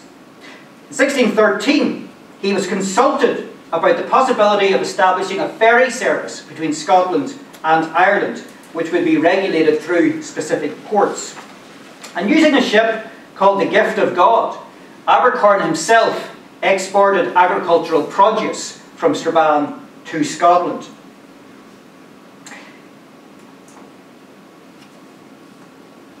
One of the indicators of his standing is that in 1614 he was appointed to arbitrate in a land dispute between two of the leading landowners in East Ulster.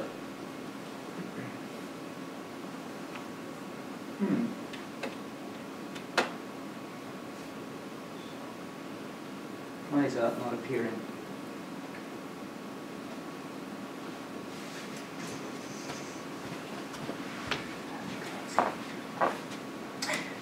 These were Sir James Hamilton and Sir Hugh Montgomery, two Ayrshire men who had been acquired vast estates in County Down. That's okay. I'll just see two portraits of Sir James Hamilton and Sir Hugh Montgomery in a moment. Yeah.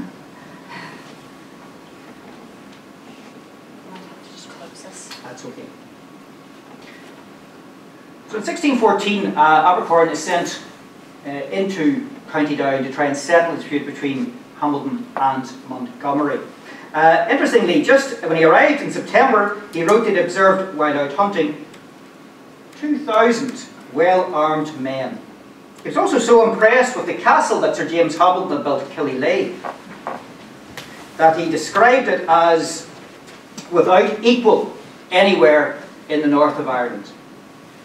Now, being distantly related to Hamilton and having reported adversely on Montgomery in 1612, it is perhaps not surprising that Abercorn favoured Hamilton in the dispute. Montgomery naturally protested that one James Hamilton had found in favour of another James Hamilton, but the king, having first consulted with Abercorn, was ready to accept his recommendation in settling this dispute. Interestingly, Hamilton, Sir James Hamilton rather, of County Down, later appointed the Earl of Abercorn as one of his executors, further indication of their closeness. The final slide is of Sir Theodore Turkey de Maherne, who was probably the most distinguished doctor of his day, born in Geneva, who treated the kings of France and England. And on the 20th of September 1616, the Earl of Abercorn received the first of two visits from the doctor. And the doctor's report of this visit has survived and provides a remarkable insight into the first Earl of Abercorn's state of health and his medical history. On the first day of examination, the Earl was, according to Maherne, 41 years, 1 month and 13 days old. Very precise. The Earl of Abercorn had had smallpox at the age of 3 and measles aged 15. A serious illness had left him deaf in his right ear, but apart from that, his hearing, his other senses remained acute. Both of his parents were of a melancholic nature, and so was he. For 78 years he'd been prone to dizziness and had had severe heart palpitations. Attention please. No documents will be issued after 4:15 p.m. It would be appreciated if documents no longer required are returned to the issue desk as soon as possible. Thank you for your cooperation. During this period, he had lost interest in his personal affairs, but he recovered and for the next 3 years had been in much better health. He liked fish, but fish did not agree with his digestive system. He rarely drank wine, though he did consume small quantities of ale and beer. The Earl enjoyed being at home in Paisley, and when and well, he would never leave it. If he got his feet wet in winter, he would be prone to a cold. He generally slept 7 hours a night, enjoyed warm baths, and took any medicine given to him. It's quite remarkable we know so much about that, and it's quite remarkable. The first Earl of Abercorn died at Moncton in Scotland on the 23rd of March 1618, aged only 42. He's been described as someone of extraordinary accomplishments, but a man whose habits were simple and unostentatious. A contemporary wrote the following obituary of the Earl, and I'm translating loosely from the French here. He was of a noble spirit, generous, affable, and of virtues, civil and domestic. His death was greatly regretted by all who knew him and the entire country. Now, the inventory of Abercorn's goods and possessions compiled after his death shows that he was fairly wealthy by the standards of the time. The value of his inventory came to £23,000 Scots, and he was owed another £8,900 Scots.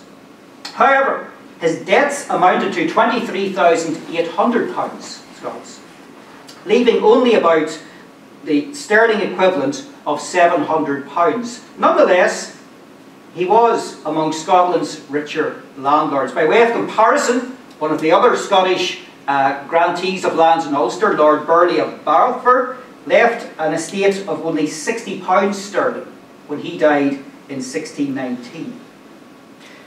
The following extract from Abercorn's will sets out where he wished to be buried and the manner in which he was to be interred. And he was, of course, to be buried in St Mirren's Isle in Scotland. Here we see a memorial to several of his siblings. He writes in his will, "I commit my soul into the holy hands of my good God and merciful Father, for whom, through the righteous merits of Jesus Christ, I look to receive it again at the glorious resurrection, joined with the same body. I desire to be buried, if it please God, in the sepulchre where my brother, my sister, and my bairns lie, in the isle called St Mirren's Isle, at the south head of the church, cross church of Paisley. I desire that there be no vain nor glorious ceremony used at my burial, but my corpse, to be carried to the grave by some of my most honourable and nearest friends with my bairns." Sadly, no monument to him survives. In fact, we don't even have a portrait. Nonetheless, although he was the first family member to come to Ireland, he was certainly not the last, and neither would the family's connection with Paisley end. But that's another story. Thank you very much.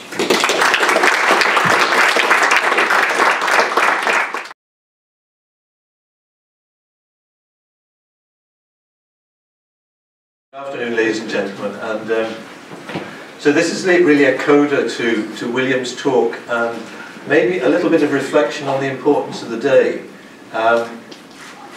what it means to be celebrating the 800th anniversary of PRONI's oldest document, because I couldn't help smiling when John Malden was telling the story of coming to Barons Court to bring the 1553 Papal Bull back to Paisley for an exhibition there, and I was thinking, well, you were thinking about nervous about being stopped, and I couldn't help thinking of the, you know, that old joke about Northern Ireland, you know, that said that everything in Northern Ireland is either Catholic or Protestant, you know, and if you've been stopped and they've been asked to open up the boot and say, "What's that?" and you said, "Oh, it's a Papal Bull," you'd have probably been asked, "Is it a Catholic Papal Bull or a Protestant Papal Bull?" And it's a bit like that with the documents. That is the, you know, if you think about the problem that we've been wrestling with for so long now in Northern Ireland, the problem of dealing with the past, this is a little bit of dealing with the past, a very significant day, I think. So it's really to say something about that, and the story, a connection between the idea of a migrant object. So as Stephen was saying, that this is the 1553 Papal Bull that is still it's not in the Abercorn collection here in PRONI. The Duke retained it in his private collection at Barons Court, and you can imagine why, because it's the one that names his his ancestor, Claude Hamilton. But originally, it would have come into the family as a bundle. The papal bulls would have come into the family as a bundle, just like when you buy the freehold of a house, that you get all the previous documents come into your proof of title, effectively. So this bundle of papal bulls comes into the Hamilton family, and it's basically proof of title to the abbacy of Paisley. And for that reason, I think this is this bull of the series, and it belongs with the others in that sense, has a particular significance for the family. And the bundle that it came from Paisley, it migrated with the family from Scotland to Ulster, as William has just outlined. So in that sense, it's a migrant object. And this must be true of many families, and I think this is what the wider significance of this is. One example of something that happens more widely, that families transmitting a document, an object being passed down in a family over generations, that symbolises the continuity of the family, even though it's moved to different places in the world. And so this is a little project that William and I got involved in a couple of years ago, and it's a connection between this big house and this not so big house. Now, a lot of you will be familiar with this house because it's the nucleus of the Ulster American Folk Park in Omagh, just outside Omagh in County Tyrone. It's the birthplace. This little whitewashed cottage is the birthplace of Thomas Melon. The Melon, he left as a 5 3/4-year-old in 1818 for his parents to go to America, to the United States, to Pennsylvania, and he realised the American dream and became a millionaire. And so in the 1960s, this cottage was opened to the public in 1968.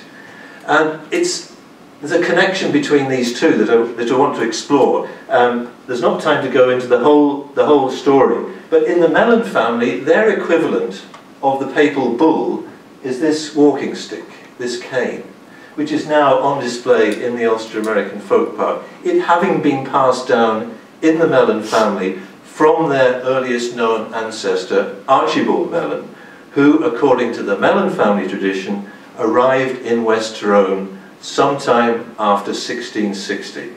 And it's been passed down the family ever since, and donated to the Ulster American Folk Park in 1976 when it opened, and that's where it now is on permanent display. Now, two gentlemen to introduce you. You've already seen a picture of Jamie Hamilton's father. This is the present Duke sitting in front of the 1553 papal bull. And on the right-hand side, I'm recently retired from the Melon Centre for Migration Studies, which is at the Ulster American Folk Park. But the gentleman, I've got the pointer here. Can I point it? This gentleman here.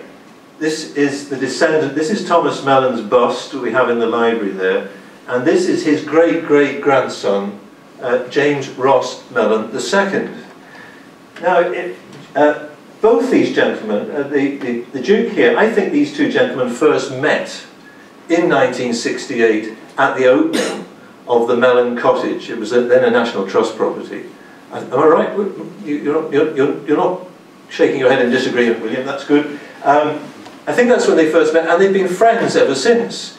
And of course, the Duke has had an interest, as Jamie was explaining, he's been very interested in all sorts of economic regeneration activity in Northern Ireland, including the Ulster American Folk Park. He's been a patron.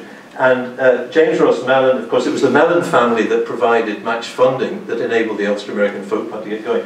And whenever James Ross Melon, in recent years, he's been a frequent visitor to Baronscourt.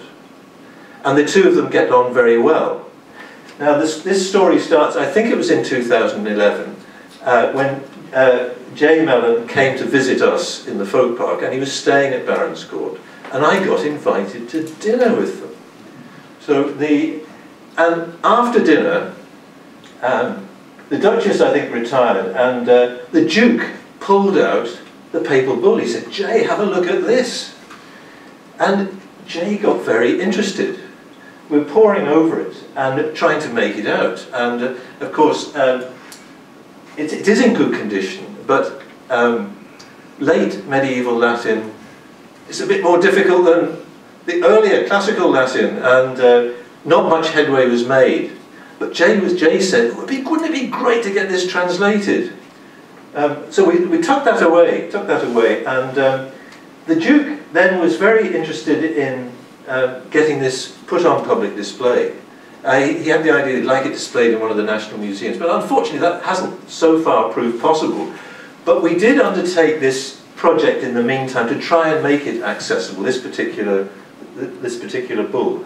So just to say a little bit, so again, this is if you like, these are the custodians of these objects. This is the line, this is the 5th Duke, the present Duke here, the present custodian of the 1553 bull, going right the way back to Claude Hamilton, to whom the bull was granted.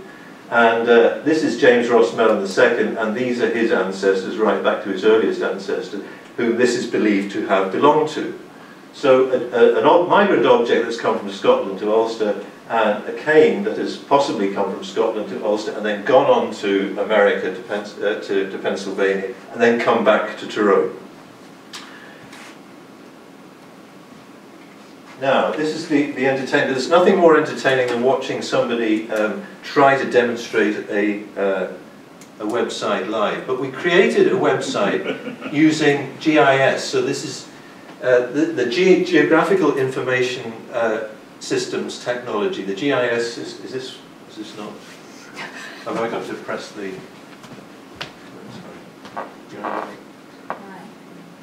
Sorry. If you've been familiar with the PRONI's historical map viewer, it's the same kind of technology. So we're working with Queen's University. No. There's a Centre for GIS and Geomatics in Queen's University, and they built this website for us. And the idea is really to set the object in its geographical context. Oh, it needs to be in, sorry, that's why it's not from going to the, yeah. No, we need to into the slideshow. Yeah, it's still not good.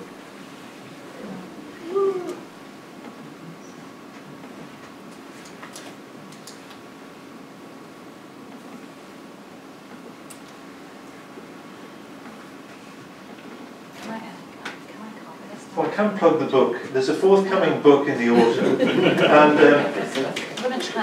the Ulster Historical Foundation, and it's got a companion a GIS companion website. So there are 4 prototypes connected with this. It's on the theme of migration, but one of them is this idea of the Melon cane, the walking stick, and the Hamilton Papal Bull as migrant objects. And of course the idea is to try and stimulate people to think about objects that they might have in their own families that kind of embody the family migration story. No, I can see it, but nobody else can see it. Oh, right, well that's very convincing. So it is there. Sorry. Does it? Apologies. Yes. I'm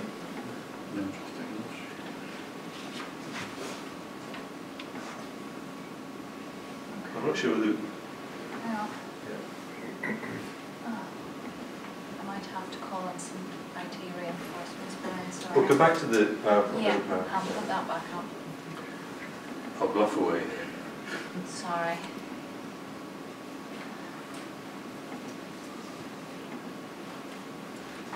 Okay, thanks.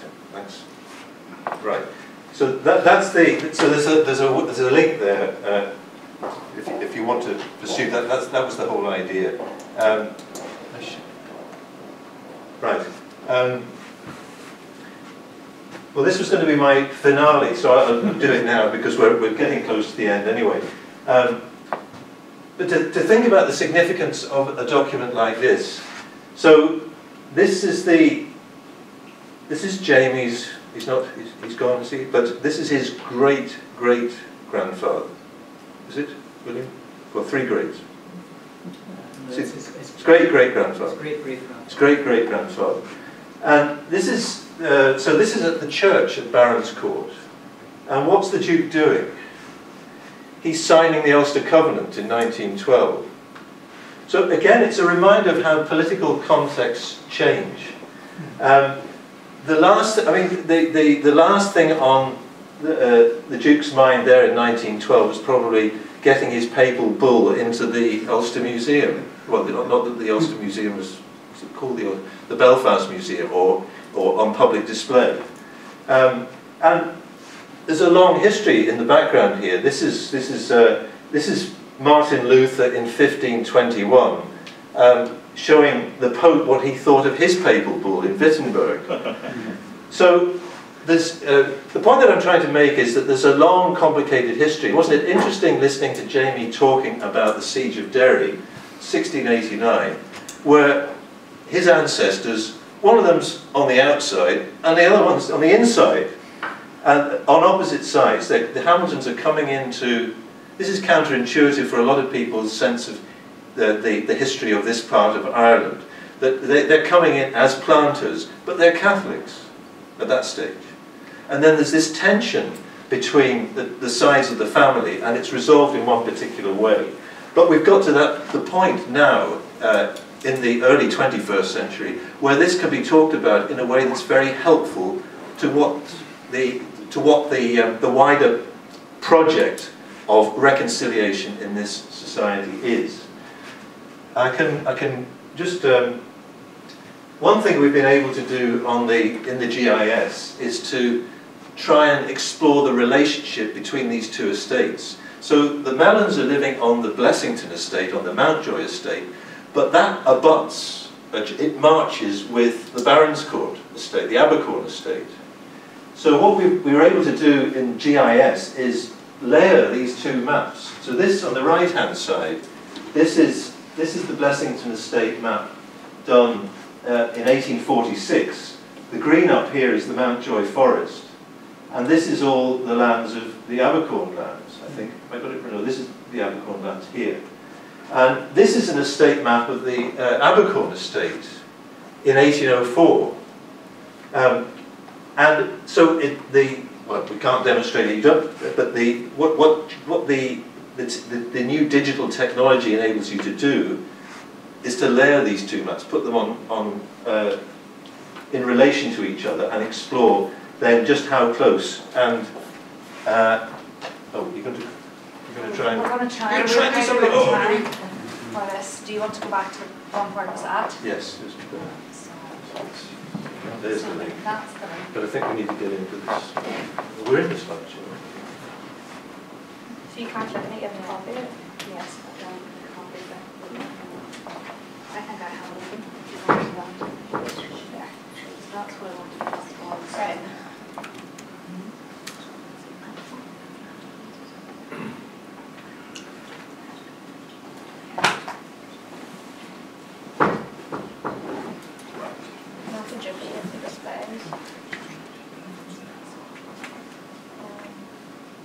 So it looks the same on here now, and then we will watch it. Oh, brilliant. Thank you.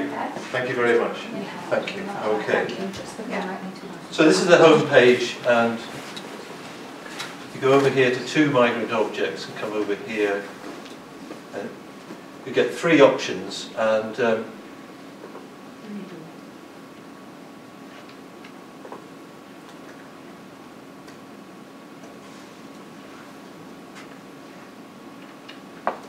what should come up is a kind of a story, the story of the Melons photographically, and the story of the Abercorns. Some of the photographs you'll recognise. So you're getting it in so this is the kind of technology which is zooming in and zooming out. But I better move on and not try and get into this in too much detail. But if we go down, if I look at it here.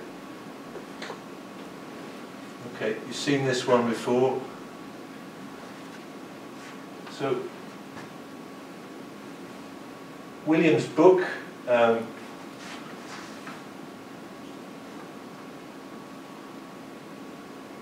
and there's the landscape, so you can, again, getting a sense of where Barons, those of you who don't know Barons Court, there it is from the air. It's coming out nicely. And then zooming in again. Too far, right. There we have the Duke. Also from William's book, there's Derrywoon Castle, the first big residence, the ruins of it. Then we've got the Papal Bull, we can enlarge that. Then we've got Claude Hamilton, nice picture. And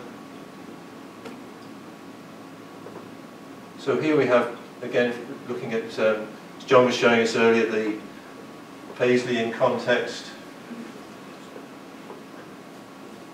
Okay, and then the monument in St Mirren's Isle. Okay, so go back here and then come out, and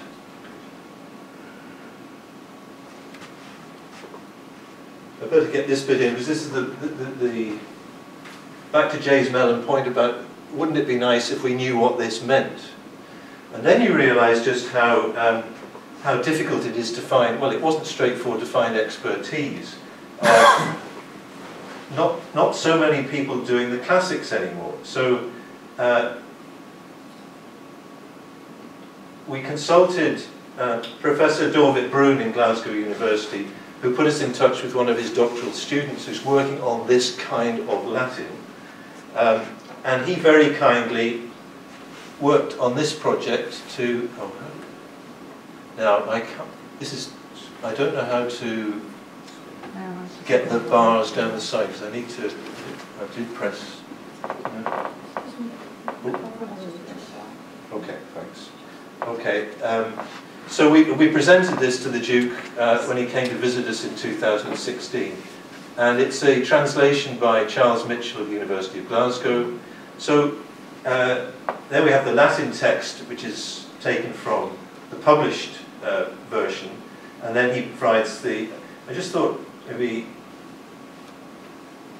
it was interesting just to look at maybe the last line.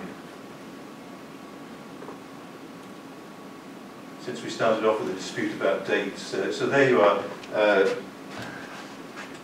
Datum Rome apud Sanctum Petrum anno incarnationis Dominici millesimo quinentesimo quinquagesimo tertio nonis Decembris pontificatus nostri anno quarto. So that's the date, and then so we can go back and now look at, we can find, if we go to this one now, we can find another mapping where we've got some, this is the estate maps appear on this, they should do, and we should be able to look at a, okay, I'll take that background map off.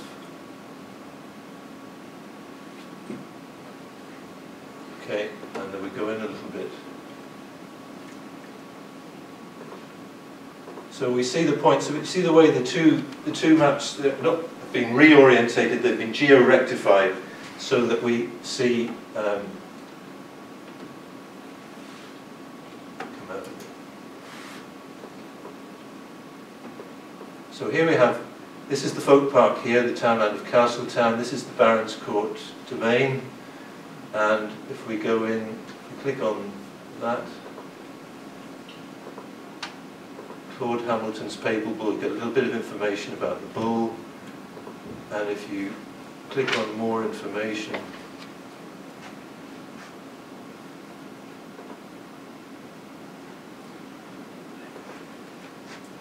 there is the bull. So we can then enlarge it and then move around it. So we can go down to the bottom and admire the bull, the bulla itself. And there we see think here, you can't see the, so this is amateur paleography, but datum, the abbreviation of datum, they can see Rome, Apud, Sanctum Petrum, Anno, Pontificatus Mei, Pontificatus, is that an S? And then the Nostri. Is that the abbreviation for Nostri? Yeah. Yeah. Where? See, just oh, what have I done? There we are.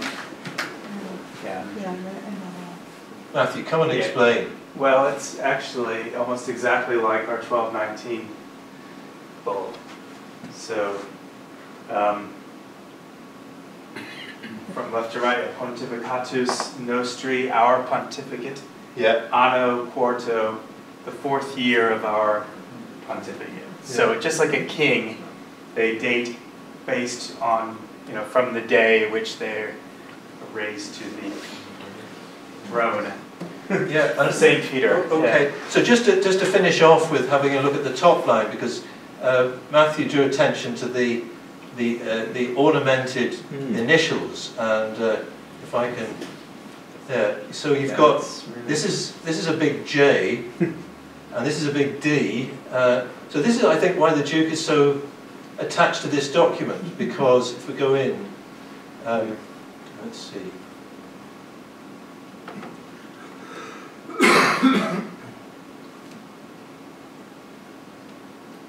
Okay, this is the first line.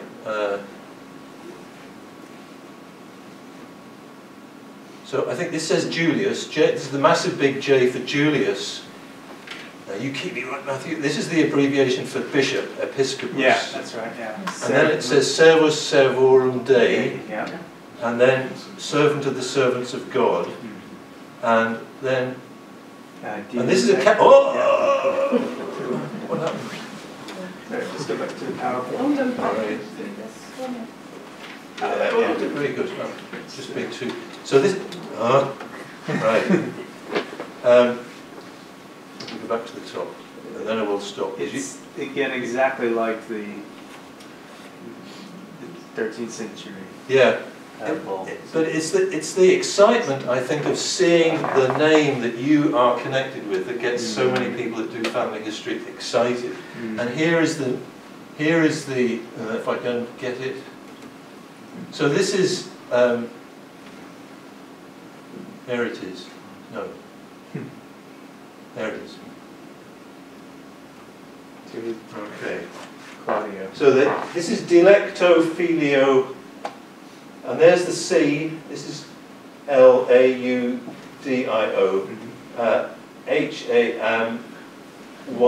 Hamylton, Claudio Hamilton. To my chosen son, Claudio Hamilton. And that's the transfer of the Abbacy of Paisley into his hands. Whether he's 7 or 14, we're not quite sure. I'll stop there. Thank you very much.